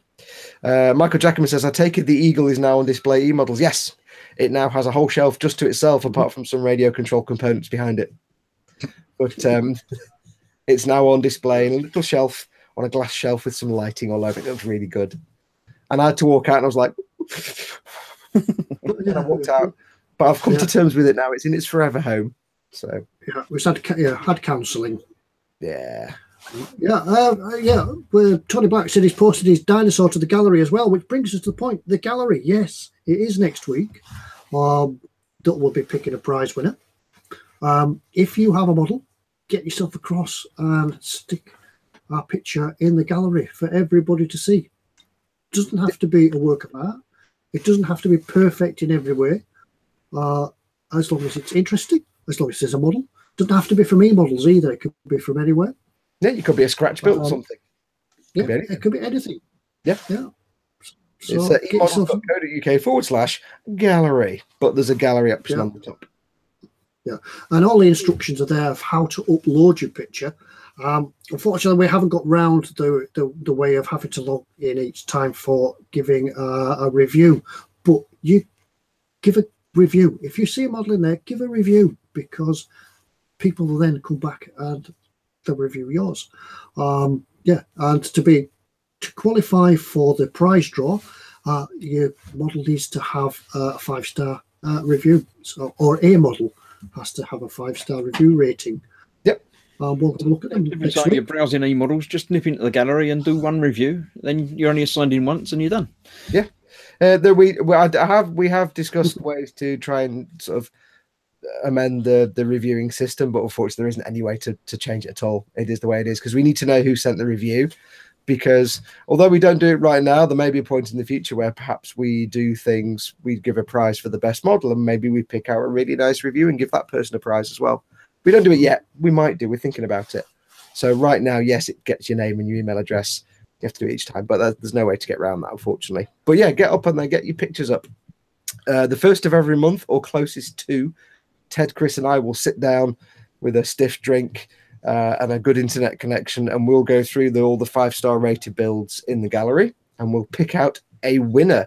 And it, like Ted says, it doesn't have to be a museum quality model. We don't necessarily pick the winner based on skill and technical ability. We pick the winner based on, I like that. That's as deep as our thinking goes. It could be, we know that some of the builds on there are from younger builders. So we keep our minds completely open. We go for something that just captures our imagination and steals a little bit of our heart. So it doesn't matter what you think about your own work, pop it up there, get a picture up, one per build, and get doing some reviews. And then we'll go and pick the best 5, the one that we like the most, the 5-star winner each month. And we don't pick, excuse me, I've got a real tickle in my throat. I'm getting over a cold. We don't just pick the one submitted that month. We pick a different one each month, and this month we could pick one that was submitted 2 months ago. So if you're not in the first round, don't worry. Just because you upload it now, you might get a prize 2 months from now, 3 months from now, 5 months from now. Once it's up there, and it's up for consideration. Bobbing to what was just asked, can you tell us what res photo can we upload? It can't do anything over. Well, it not can't do them. I would say if you can, just keep your picture to 1080p resolution. It's just the safest option. I think it's got a 5 meg file size limit or something like that. Otherwise, it just kind of breaks everything. So just do it as 1080 by whatever. Yeah. It's good enough that people can see details on it, but it's not making everyone download huge files every time they want to look. Yeah, it doesn't matter if it's a bit of a. I mean, try and take the best picture you can, but we're not expecting everybody to be a David Bailey and have a fully lit model display area. It could be on your kitchen table or on top of the washing machine or, you know, on the dog's head. Probably not when the washing machine's on, because that'll make it blurry. Yeah. Don't use Ted's webcam because that will make it. But as long as it's a clear photograph and we can see what's going on, we can see the effort you've put into it. It doesn't matter where you take; it doesn't have to be super special. Yeah. So I found out why Ted's blurry. Has he got his camera on the washing machine? Yeah, I don't know. Yeah, that's the problem. As far as I'm aware, though, if you like to take a picture on your smartphone, you can probably just upload that. So, but if you can resize it, get it down to about 1080p by whatever 1080p resolution is, because it only displays about that big on people's PC screens anyway. So. Yeah, and although we do like them, we like seeing the sort of builds in progress. It's better if we have a picture of a finished model rather than a work in progress, and just try and upload one good picture of your model. Otherwise, the pages get swamped with lots of pictures of the same model, and we end up looking at the same thing lots and lots. Yeah, we would say if it's a work in progress, I wouldn't upload it to the gallery. Put that onto the Facebook page where people can give you feedback and stuff. On the gallery, we're only going to be looking at completed builds. So, I mean, you can anyway. People might give you feedback on there, but it's a slow process. Do remember, of course, when it goes up onto the website, it's not live straight away. And same if you do a review, everything that gets uploaded, whether it's a picture or review, has to be authorized by a human being person. Has to be like approved. To avoid any nefarious stuff going on. So when you upload your photograph or your review, you won't see it straight away because somebody has to sit there in eModels and go, that's fine. When I say somebody, it's usually me, but somebody at eModels will go, oh, that's a nice picture, click. It's to make sure we don't get rude pictures uploaded and to make sure we don't get nefarious reviews being put on as well. So, but it's worth doing the reviews because, like I say, at some point in the future, we might start giving prizes for nice reviews as well. So. We've had the thought about that. We don't know yet, but it's worth doing it. What always says upload failed to me. Might just be your file size. Make sure it's something simple like a GIF or a JPEG. And I'm not saying GIF, it's a GIF. GIF or JPEG. Don't go for any obscure bitmaps. Don't go for bitmap because it's way too big. Don't go for obscure things like ping files and imager files. Just go for GIF or JPEG. Keep it simple. Have a go. Yeah.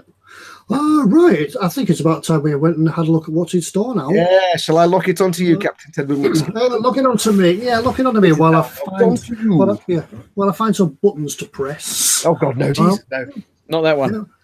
We've got a few. No, we haven't got that button. That's mine. Because Ted's on the laptop, I'm running the show again, so it means I've got the big button. We've got a few just while we're on while the pressing buttons. We've got a few questions that have come through tonight for the giveaways. So yeah. By the way, Zadster just correct me. Sorry, Ted. Zadster very correctly corrects me and says preferably not GIF because GIF is color limited. Yeah, stick it to JPEG. Best format is JPEG. Or PNG, maybe PNG. Yeah, I just upload direct from my iPhone. It works. Yeah, that's true. Whatever that is. Yeah. Right. Let me find a page. Be back in a minute. You mean you weren't ready? I'm always ready. I've locked it on you and everything, and you're not even ready. Right. I'll be back. Yeah, hang on. Right. Now I've got to find a screen share button. Divide by 6. Carry over the 7. Right. What we're going to look at this week. We're sharing. Get rid of you guys. Infinite screen. What we're going to look at this week is kids stuff. Stuff for kids. It's always nice to get the kids involved in our hobby. That's how I started getting involved with my dad. But there are some brilliant stuff out there now that even if you haven't got kids, these are great to build anyway. You can use them as test beds for your paint and your chipping. Excuse me, I've got a... Well, he's gone all through it. Percy. Oh, I'm very Barry White now. Not quite, Ted. Steady now. Yeah. Even if you haven't got any kids, you or want to build these for yourself as test beds for your weathering, chipping, painting, or just for a good old bit of weekend fun. Beware.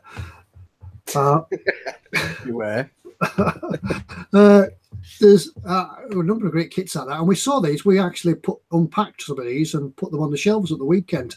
Yeah, we haven't talked about this weekend. We'll do that afterwards. But they actually got us doing graft in the shop and everything. We turned up. Glad you're here. There's a box over there. Empty it and put it on the shelves. Yeah, and learn the cataloguing system straight away. Okay, brilliant. Yeah, me and Ted and Chris were talking, and we thought it'd be nice to just showcase this week. We always showcase stuff for ourselves, as in for our age of modelers. It'd be nice this week to just show some stuff that that will encourage kids to build. Just silly things that kids might like, so you can encourage, if you've got kids, you can sit down with them and encourage their talents, and also stop them fiddling with your 200 quid 1/16th Tiger. Yeah.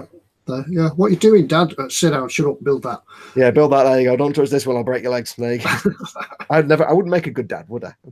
Step away from the model. Trout chances they've all fallen off the shelves now, hence the price drop. I don't think he thinks your stacking skills might be lacking. We're giving away this week squashed boxes as packed by Ted and Foxx. By the way, if you order stuff in the next few days and it takes unusually long to get to you, then it's totally Ted's fault if stuff was all in the wrong place on the shelves. Yeah, it's in stock somewhere. We just can't find it. Anyway, we'll talk about that in a bit. Anyway, Now Meng has sort of gone out and expanded the range of the Toon stuff. I think these are fairly new. These are the Meng model kits, the HE177 bomber with windows. There's a windows. Yeah, they're kind of doing the egg plane thing, aren't they? Yeah, so they've got away from the egg plate. We've got away from the egg plate, but these are Meng kids. So these are specifically, I suppose, designed for kids to build. There's that one. I've just you discipline. We've had this conversation. Was it? You have to skirt around. I thought. There's another one there. No, it's the same one again. That one. Yeah. Not only do they have the Germans, they've got the American, the Flying Fortress bomber. Yeah, these are if you look at that picture, if a child drew a picture of an aeroplane, that's how it would look, wouldn't it? Yeah. Lots of guns. Like when a kid draws a picture of a car, it looks like an Audi TT. So. Do you remember drawing airplanes at school and lots of guns all over them, and then you do the dotted line as it shot bullets? Except if you made them as I drew them, you'd have a wing coming out the top and a wing coming out the bottom. Yeah, but that's the days when you had to use pen and paper to draw things. Yeah. That's going back a long way. Yeah, Chris doesn't even know what pens are. Yeah, when I was at school, it was I saw a pen once. Chalk and a slate. But for a tenner, £9.89, a great bit of weekend fun build. And we opened the box of this, and I'll tell you something: the castings inside, brilliant. Yeah. Nice little. And if you watch the live stream with me and Ted, you'll know that we had great fun building our Toon tanks. Yeah, and the planes have exactly the same quality in them. Nice and simple builds, loads of crisp detail, and they're just silly dumb fun. Yeah, they're totally adorable. Yeah, well, we built ours in 4 hours, didn't we? Out of the box and painted within an afternoon. Some of us had built most of it. And we go from there. We've gone across to another easy build for kids. What kids like to do is get a box, open it, build it, and they're done. They don't want to sit around for hours, days, weeks, months, years, building a U-boat or anything like that. They want to have. They're not going to build something that we build because they want to get it done and built in a couple of hours, because after a couple of hours they're going to lose interest. But something like this, the Airfix Quickbuild kits, Lego, that's basically what it is, Lego. And they do actually make a pretty good looking model. Yeah, they're quite sweet when you look at them, because they're designed to go together like Lego, now that Lego no longer has the major copyright and licensing on its trademark designs. So that's why everybody suddenly makes Lego clones. So they go together like Lego, but they're actually quite cool. Yeah, I picked up the Volkswagen camper for Skylar this weekend, my granddaughter, and yeah, it's a cracking little bit of a kit. I can't wait till she gets it, till I can give her it and we can open the box and start building it. I want to have a look, see what it looks like. Sorry to interrupt, Ted, but Chris, can you just do me a favour and move? I can move. Okay, I think my screen is frozen and you haven't moved in like 10 minutes. I'm gone quiet. I'm still here, honest. Ago and you just disappeared. Yeah, but there's I think I had the search bar up for these before. Oh, cricket, come on, go out of the way. Yeah, there's lots. There's Airfix, there's a Hawk, there's a Typhoon. If they wanted to build World War II stuff, there's a Messerschmitt. I think there's a Spitfire as well. I don't think it's in stock at the moment. There's an F-22 Raptor, helicopters. Start your kids early and build helicopters. Racer cars, Challenger tanks, and then some sort of railway diorama stuff. But yeah, there's a few kits out there for them to build. No shortage of choices. So yeah, it's just a really good way to get kids into the hobbies to start off with the simple things that come up with great results. Yeah, and Gunpla as well. No, at least it's not a full-size cardboard cutout of me so I can nip to the loo. I am still here. Yes, I think basically your screen was frozen because all we've had you is sitting with your arms crossed for like the last 10 minutes. What's in store. You may just be a disembodied voice. Or if you are stuck, you can always go out and come back in again. That might work. We'll understand if you suddenly disappear. Do you need to go? Are you sure? If you need to go. No, I'm fine. I haven't even got waterfall music playing in the background. It's fine. He's just very talented. You can't see his lips move. There's a puppet in there somewhere. But anyway, go back to the quick builds. These are for really the younger sort of kids out there, or the older ones, the dads. Yeah, they build them as well. Yeah, you could build these and still weather them, paint them. Yeah. They're quite big sizey kits as well, aren't they? Like that. I don't know how big that Veyron is, but the one that you know quite big. I think granddaughter was quite big. Yeah, I've got one here. I'll show it when we come back. Was it? It's like 1/24 scale size, isn't it? Yeah, they're quite nice. They're quite chunky builds. They're not a little fragile thing that you have to put on the shelf. You can play with them.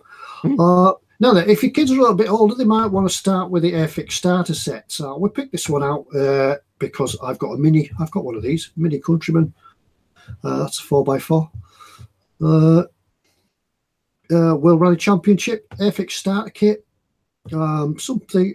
It comes with the paint and the glue and the brushes, and you could just leave them to it. They don't have to touch it. They're the kind of kits that you or I might look at and be like, yeah, I can't use any of those paints because there's not enough colours and there's only one brush. But for a kid, it's great. You've got all the little paints there. You've got the model to build. It's fantastic. That's who they're aimed at. That's who they're designed for. So yeah, give it a go. Yeah, 1/32 scale. It's going to be a nice sized sort of little kit. But yeah, everything's there to get them started. They can sit down with you at the bench, or you can sit down with them and show, look, here's how it goes together. Yeah. But yeah, and they're not expensive. Bit of pocket money, a bit of a birthday. Easter's coming up. People have to give presents at Easter, so something like that. Yeah, there's the Mini Countryman. Nice car as well. Yeah, I've got one of these. I've got one in blue. Not a rally championship, but I've got a Countryman. Yeah, it does seem stuck on radio too, though, so it's not perfect. All right, yeah, that's all I ever listen to. So there's a Mini Countryman. That's looking at the sort of kits that you can build for a kid. I don't think there's anything else. Actually, Ted, having a think. I think you'll find there's one other kit that's perfect for small children and absolute beginners. Oh, you mean this one? It says in a not entirely unscripted way. You mean this? Oh. Dun, dun, dun, dun. Look, guys. Look what's back in stock.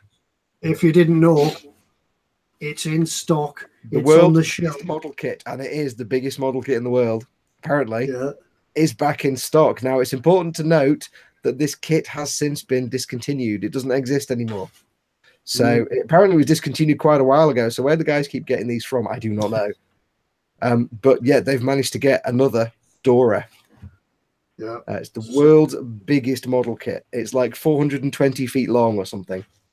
Yeah, so yeah, the guys at eModels have gone out and they've located the molds. They've got the stuff and they've molded it themselves. just for you guys. Yep. It's handcrafted on the thighs of Cuban, but no, it's not really. Yes, this kit has since been it's long discontinued now, but there are still some floating around, and eModels keep managing to find them. So if you've really wanted to get hold of this enormous model kit, and it is massive, and it will take up your entire living room, but good God, if that was on your display shelf. Yeah, and if you have children, you might have to sell them to get this kit. Yeah, that's no biggie. Yeah, a lot of people are remarking upon the price of it, but it's immense. It's bigger than 10 normal kits. It's bigger than Chris. It's a massive kit. It takes up an entire shelf at eModels. I mean, height and length. It's a massive kit. The barrel of the gun is just like an enormous piece of drain pipe. When you get it out, you're like, that's just like a drain pipe. What? It's one of those kits that, yeah, that's what you pay, because it's massive with a lot of parts. It does require some specialist construction. Some of the parts are ABS, so you do have to use certain kinds of glue. Might be an interesting challenge if you want something that's not in your comfort zone. It's not all just regular plastics. It's a plastic kit, but you have to wash the parts because of the way it's manufactured. But it is just huge. Yeah, Zadster says, for a plus side, if you do buy it and the wife throws you out, you can live in the box. Yeah, exactly. That's it. Yeah, that's exactly it. And if she's canny, she'll throw you out with the box, but keep the model and then sell it. Yeah, I'm only glad I didn't have to stand on the big ladders to put it on the shelf. So we just wanted to make you guys aware that was now back in stock. So there you go. Yeah. It might be out of stock. I think you never know. We featured it on the show. It might already be out of stock.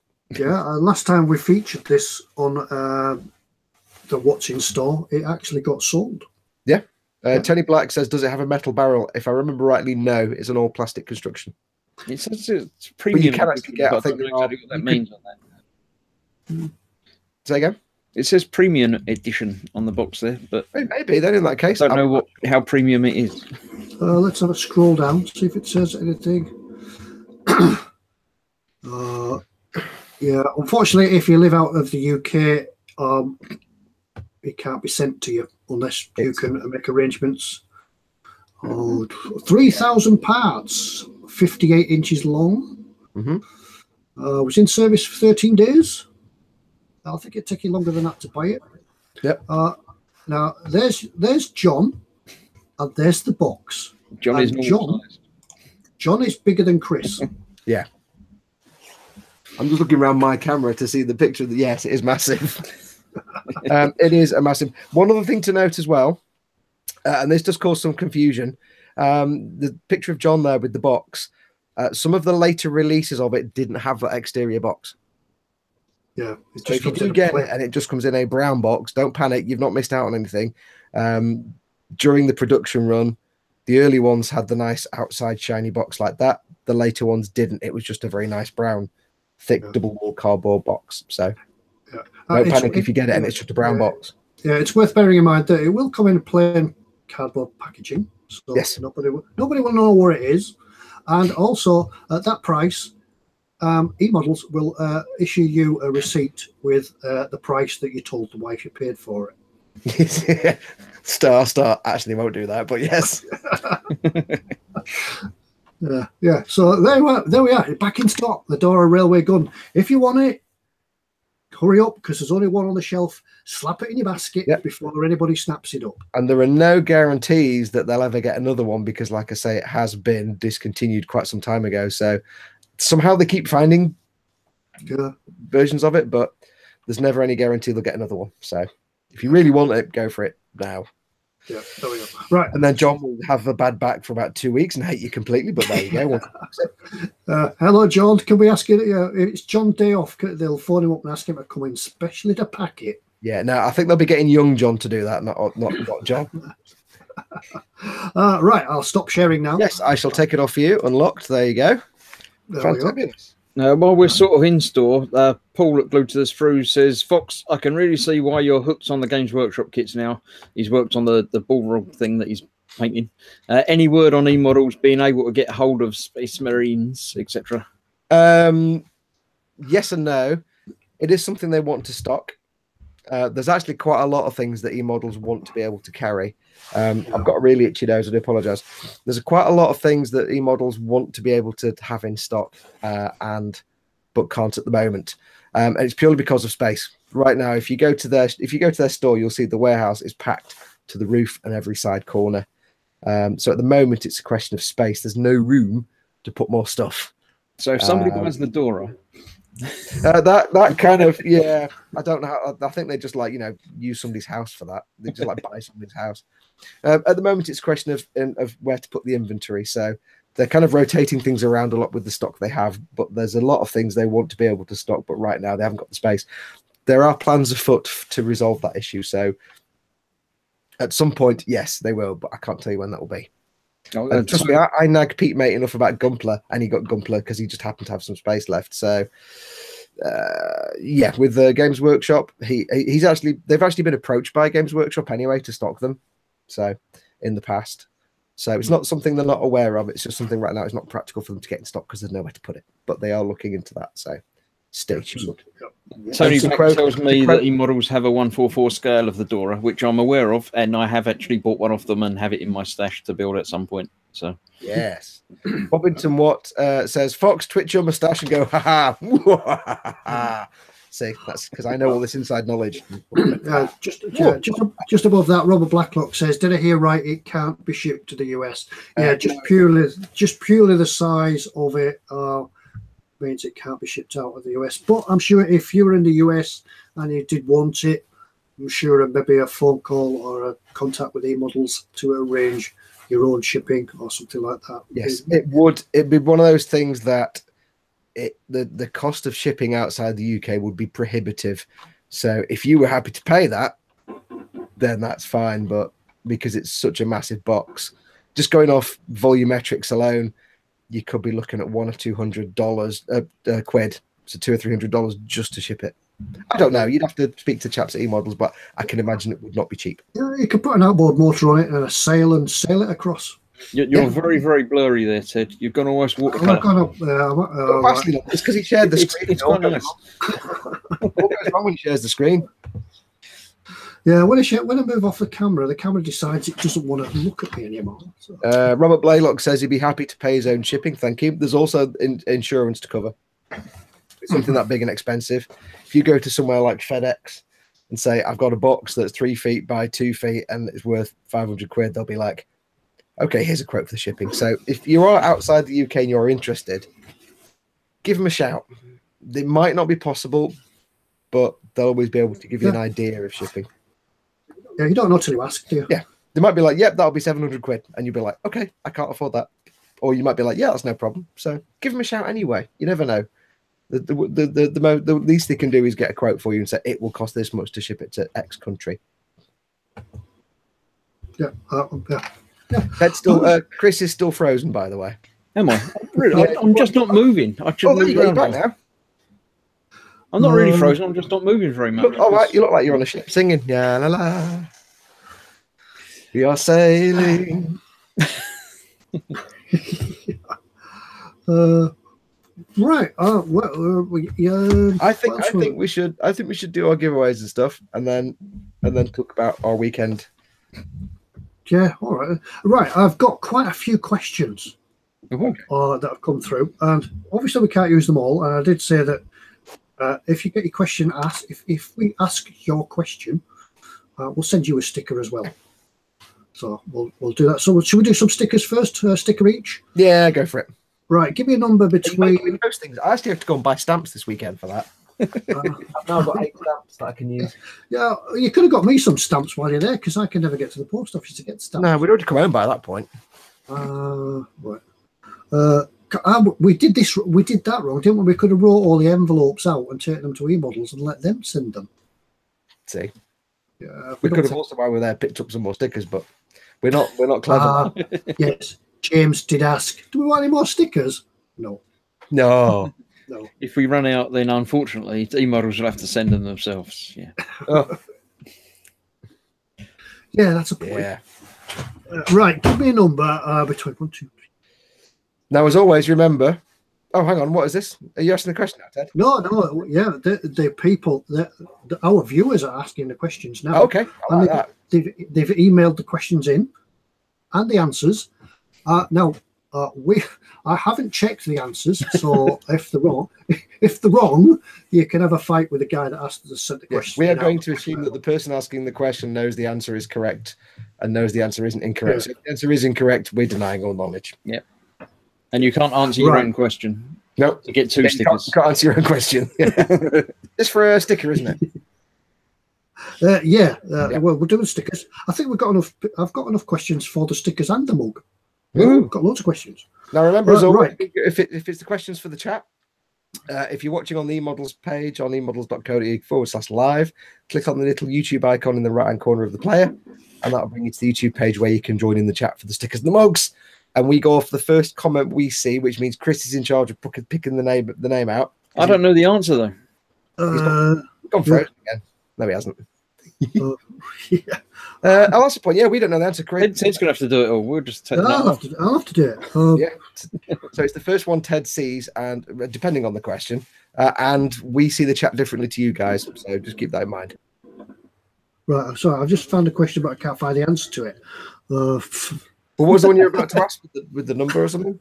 Yeah, I've got a number of questions. So I thought the way we'd do it is I'd ask you to pick a number. I'll count down, and that question gets asked. Wait, you're asking the question to ask the question. How many questions you got? You can ask the question to ask the question. Just ask the question. I've got about 10. No, I'll ask Fox and then I'll ask Chris to pick a number. I'll count down to that number, and that question gets asked. Do you get me? I've got about 10 questions. Okay, so we'll just pick a number. So a number from 1 to 10, I assume then. Yeah, a number from that are a lot more complicated than it needs to be. yeah. You think I'm complicated? Wow. I wonder why nuclear submarines don't work. Right. Right. Pick a number from 1 to 10. Which of us? Fox. Pick a number from 1 to 10. 4. 1, 2, 3. That's 4. It's not the most circuitous method ever. Yeah. Right. A question from picking numbers between 1 and 10, Ted. You've confused everybody. Yeah, everybody's picking the numbers now. How do you think this is organised? Bovington took 4, but that's not the right answer. What happens when we give you guys the control of the questions? It all goes Right. The question tonight is from Adrian David. Craig David. David, Adrian, David, whichever. David, Adrian. Right. Question. So make sure the question was with your address and stuff, Adrian, so we can send you a sticker. Yeah. Right.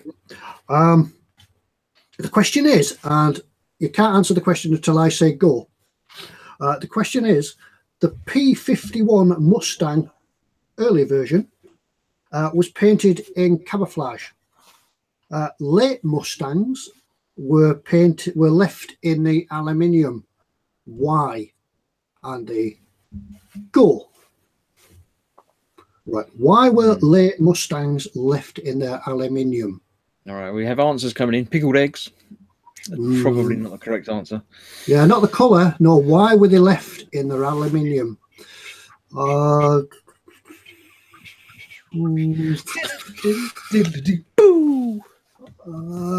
run out of primer.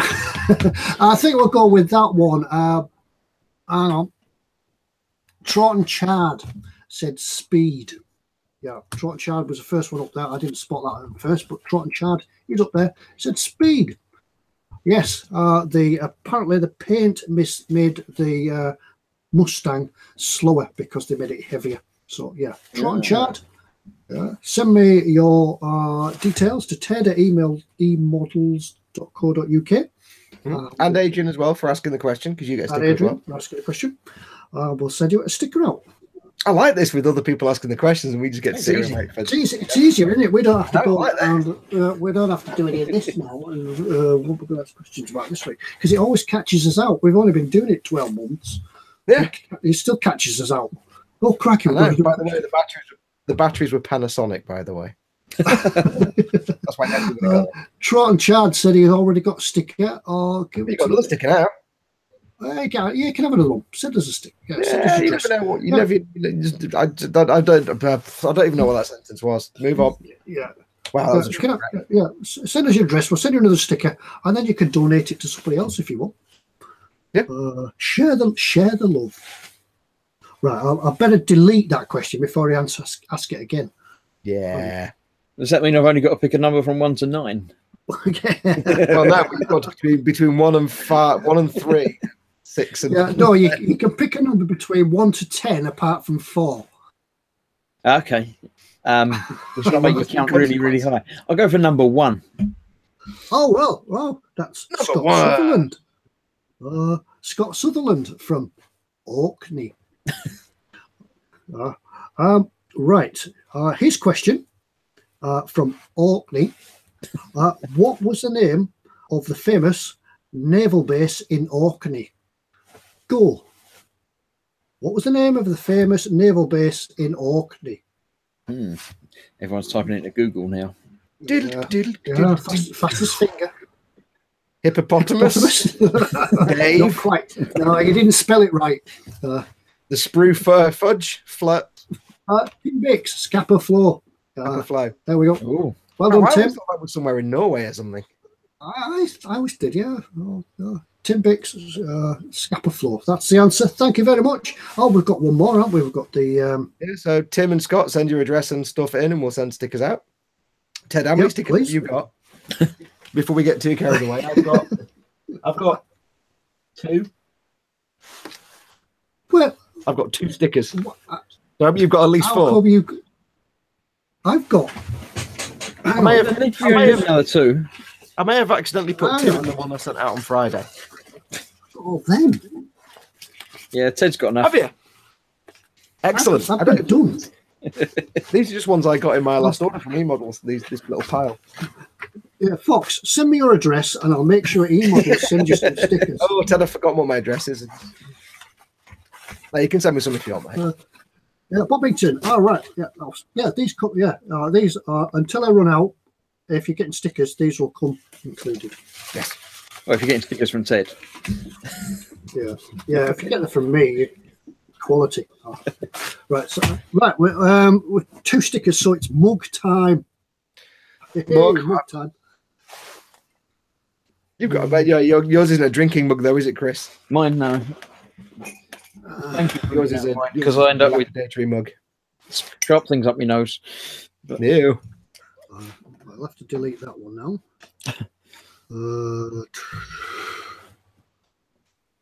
Right, that's deleted. So what happens now then? Do me and Fox have to guess a number each, and you add them together and divide it by the square root of the circumference of the hypotenuse? Right.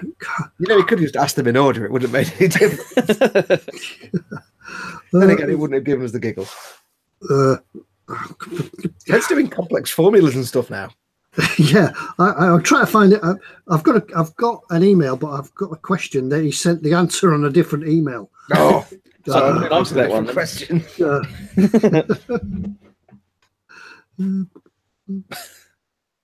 Right. I think I'm ready to go. Yeah, if you are mailing in a question, make sure you put the answer to the question in the same email, please. And put them in bold. Preferably in the same paragraph, even. Maybe even in the same sentence, I don't know. Yeah, and this is the answer, I promise, in brackets. Yeah. Right, go on then. So this is for a mug. This is for a mug. Give me an answer. Give me a question.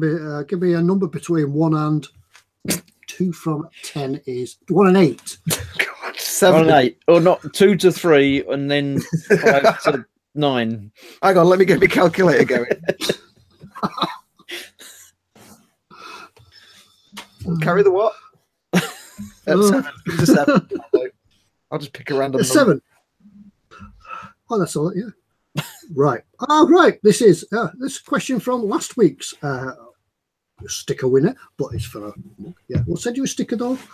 I did send one out on Friday for somebody somewhere. Yeah, this is from Chris. Not me. Right. Car tires are filled with air. What Well done. Have a mug. Car tyres are filled with air. What are aircraft tyres inflated with? Go. Puppies. Love. Ice cream. Wind. Unicorn poop. I don't know. What are aircraft tyres inflated with? Now, I'm taking it this is all right. Oh, yeah. It says it's nitrogen. Nitrogen. Nitrogen says that man whose name I can't pronounce. Stan Van Gemmet. Stan Van Gemmet says nitrogen. Well done. Send Ted an email. Can't we go with Timber's answer? Custard. Custard. That would just make plane crashes delightful. Plane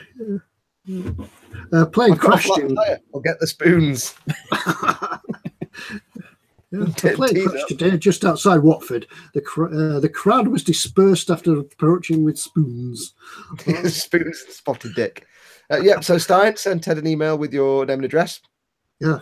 Whew, thank God. Try and give him a question to read out for next week and put as many difficult words that he can't read into it. So he has to read it out. Thank you, everybody, for your questions. If you didn't get read out this week, there's a chance you might get added to the list next week. Yes. We could read them out again. Can you put them in a random order next week so we don't just pick the early one? I'll mix them up. I'll mix them up so when you pick the number, you won't know which one it is. Yeah. Also, like I say, for everybody, try and put words in that Ted might not be able to pronounce. Right, that's the giveaway things. All we've got to do last week's winner, haven't we? Yes. Yeah, this is we're going to need to build up the tension. We need to lock it on you so you can show what we're giving away, don't we? Yeah, we're giving away something. I'm locking on you now, sir. Right. Target locked. He's not ready yet. Right. I know, I assume it was a simple error. Right. Last week we gave away, this week we're giving away this. That was clever, wasn't it? Space bulldozer. Yeah. Now that you can vehicle you can make up into a Space Marine vehicle or an Orc vehicle. That'd be great. That vehicle could take some warhammering quite nicely. Once again, a Tacom kit, so it's going to be a lovely kit to build. And yeah, you don't have to do it as a dirt digger, as a military vehicle. Yeah, you could do it as a Space Marines or anything like that. I love the way Ted says like that, like he knows what he's saying. Yeah, I know all these things. A US Armored Combat Earth Mover, the M9 Ace. ACE or Ace. Workable hatches, 8 types of markings, movable workable tracks. Whoa, got all them to build. Yeah, there was one kit I was looking at this weekend I was maybe going to get for an eModels build, but it had all the individual link tracks. I'm like, yeah, no. Now we've read that out, that it's got movable workable tracks. The winner might say, no, I didn't win. It wasn't me at all. I didn't. We've just committed you for the next 6 months. Yeah. Doors of blade can elevate and depress. The ejector able to be pushed forward and back. Yeah, whatever that is. Trot and Chard says that would go nice with some Colonial Marines and some Xenomorphs. It would actually. It would, yeah. It's very alien looking.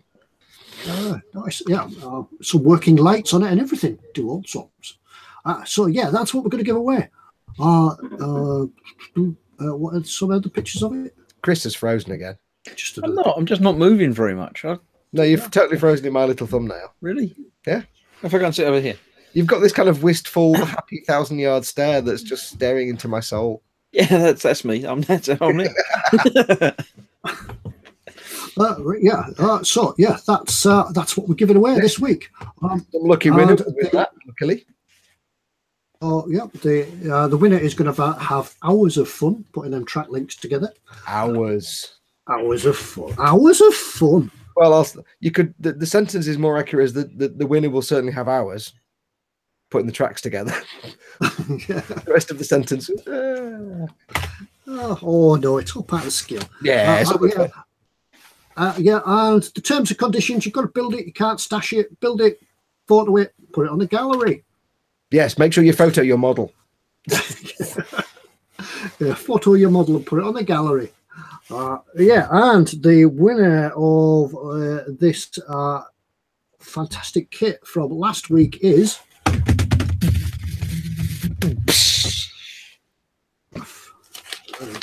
Oh, you killed him. Ready. Symbol crash. Yeah, there it is. It's on the first page. The winner is Ashley Sparrowhawk. Ah, great name, isn't it? Yes, awesome name.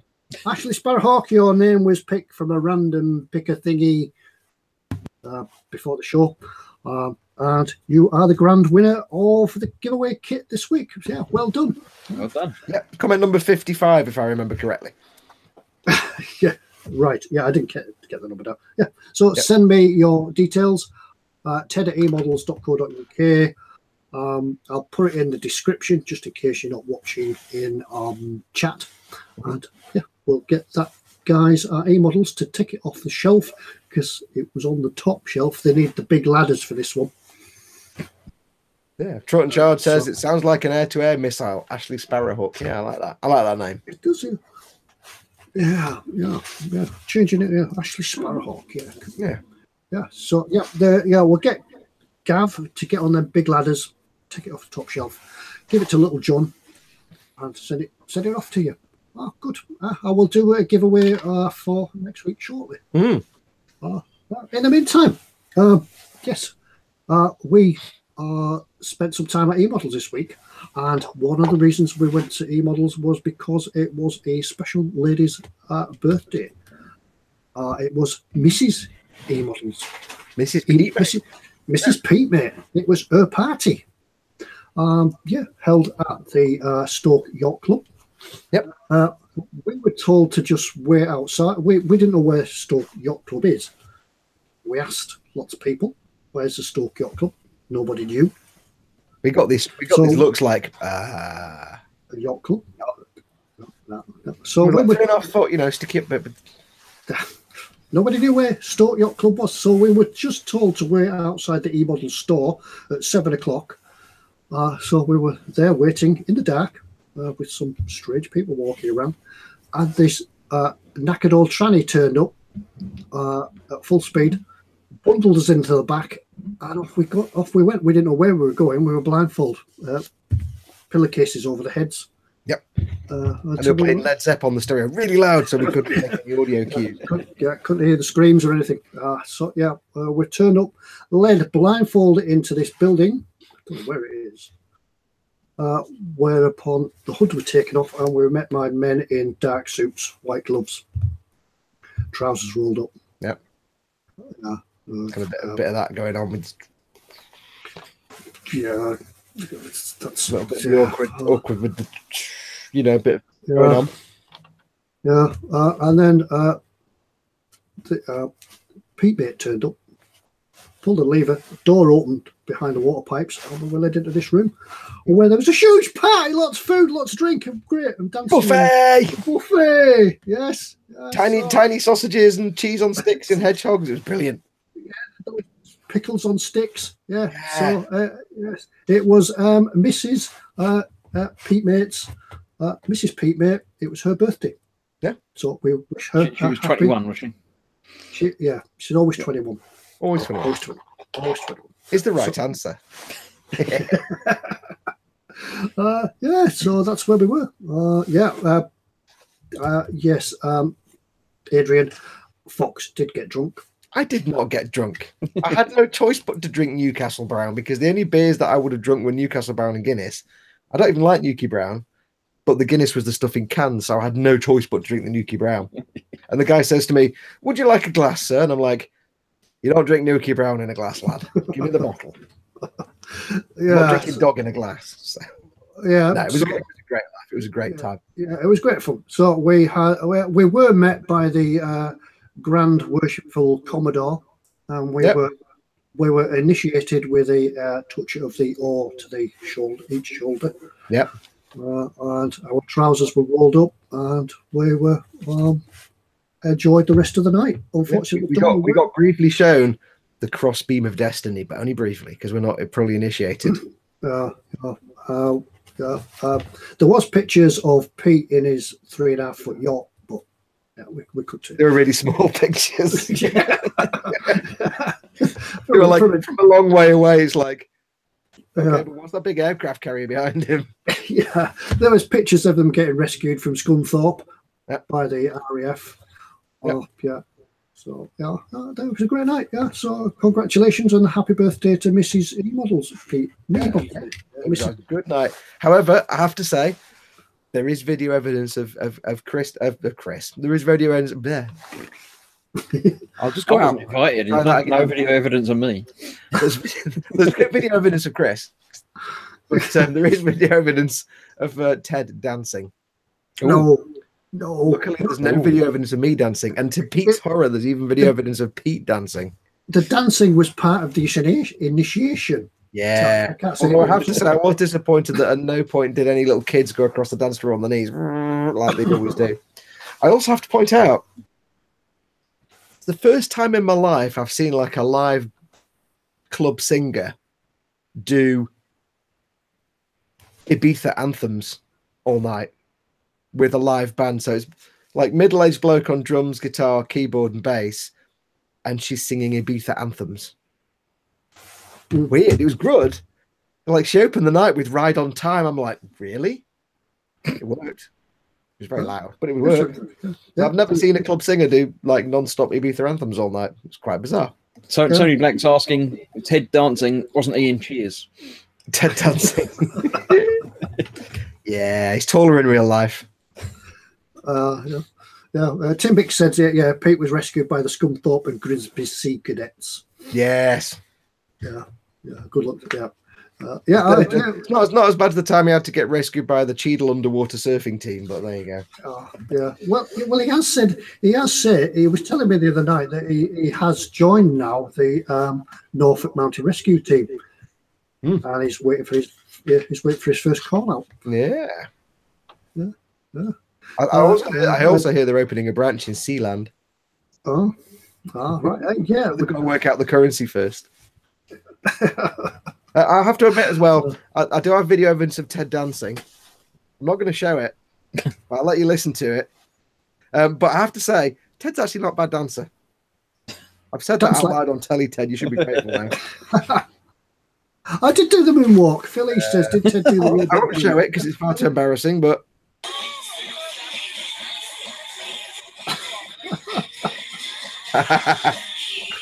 There you go. That's Ted dancing. Yeah. For a vast sum of money, you can send me a phone. Adrian David says Ted got drunk because he's struggling to remember and doesn't remember dancing. Yeah. And there were, of course, egg sandwiches. Many egg sandwiches. Yeah. And some things on sticks. I don't know what they were, but they're really nice. And I ate many of them. Yeah. And there was a casino where I lost all my money. But it was a fun casino where you had like space money to spend. I realised I suck at blackjack. And I don't understand that. Yeah, I was pretty good on the roulette because I won everything. Yeah. I won everything, and then lost it all. Well, I went to the blackjack table. What they did was they gave you a pretend dollar that was like 100 space pounds, and you basically use that to get chips, and there was no real money involved. But I went to the blackjack table, and there's about 6 people there, and the guy's there obviously doing all the card sharping, and there's about 6 people there, and there was like a couple of people who were just like they came in to use their money and went away. There were 3 people who were like, this is hardcore. This is my life. I do blackjack. Don't even try and take my place. This is serious business. Even though they weren't playing for real money. But beating them all hands down, even the hardcore serious ones that were like super serious and focused, like watching the cards for their space money, was like some little 13-year-old kid who was just like beating the pants out of all of them. He was card counting. And piles of chips. And he was there for about 2 hours. It was like, wow. I see a great career spanning for this child. Yeah, it was fun. Yeah, I learned how. Yeah, so I learned how to lose all my money on roulette. Right, Craig, it's 11:15. Yeah. People know that I put the Ted dance video on, but I can't because it's got copyright music in it in the background, so I can't see. There you go. You see? And I can't release the one of Pete because I have to hold that for blackmail purposes in the future. So yeah. That might have been actually Pete's video. I'm not sure now. It's in black and white, and I can't tell. Yeah, but then we were once again blindfold at the end of the night and led back to the beaten old tranny van and just thrown out while the van was on the move as it passed the eModels store. Yeah. Then we had to go and find somewhere to stay, and everywhere was closed apart from, Madam Krusty Bit's bed and breakfast. So we had to share a cupboard. There you go. Yeah. But we did also go to eModels itself on Saturday. I took the Eagle down to its new forever home, and we picked up some bits. And Ted wasn't there till about midday. I got there about 10 o'clock or so. And I walked in. There's a big pile of boxes from a fresh delivery there, and I thought, I said to James, Ted's not going to be here for a couple of hours, so I'll just help you unbox stuff and get it on the shelf. Yeah, why not? So I I was shown the entire inventory system and how to put stuff on shelves. So I spent the next few hours putting stuff on shelves. Quite good, actually. I quite enjoyed it. I've done a day of work in 2 years. It was quite a return to form for me. Yeah. And then I came along and messed it up completely. Yes. Well, we were going to do some live streaming and stuff, but there were various reasons that we didn't do live streaming and stuff from site, logistical problems. But it was also the fact that we were grafting for free all day. So we were getting your orders ready to send you out. Yeah. Right. I think we're about due to wind up. But there's no phone call because I think the phone got a bit damaged at the disco. So I think people were trying to phone. The phone that got damaged, and not just Pete Mate that got damaged. Yeah, I think people were trying to phone taxis on it, but they were just ringing. It was just ringing out because we were already there. So it got a bit damaged. But I did get word from Mrs. Pete Mate that we could give something away. Yay! Yes, yeah. So right, what we're going to give away tonight? The exact words were that she said, "Pete Mate's in no fit state to make any decisions. Give this away."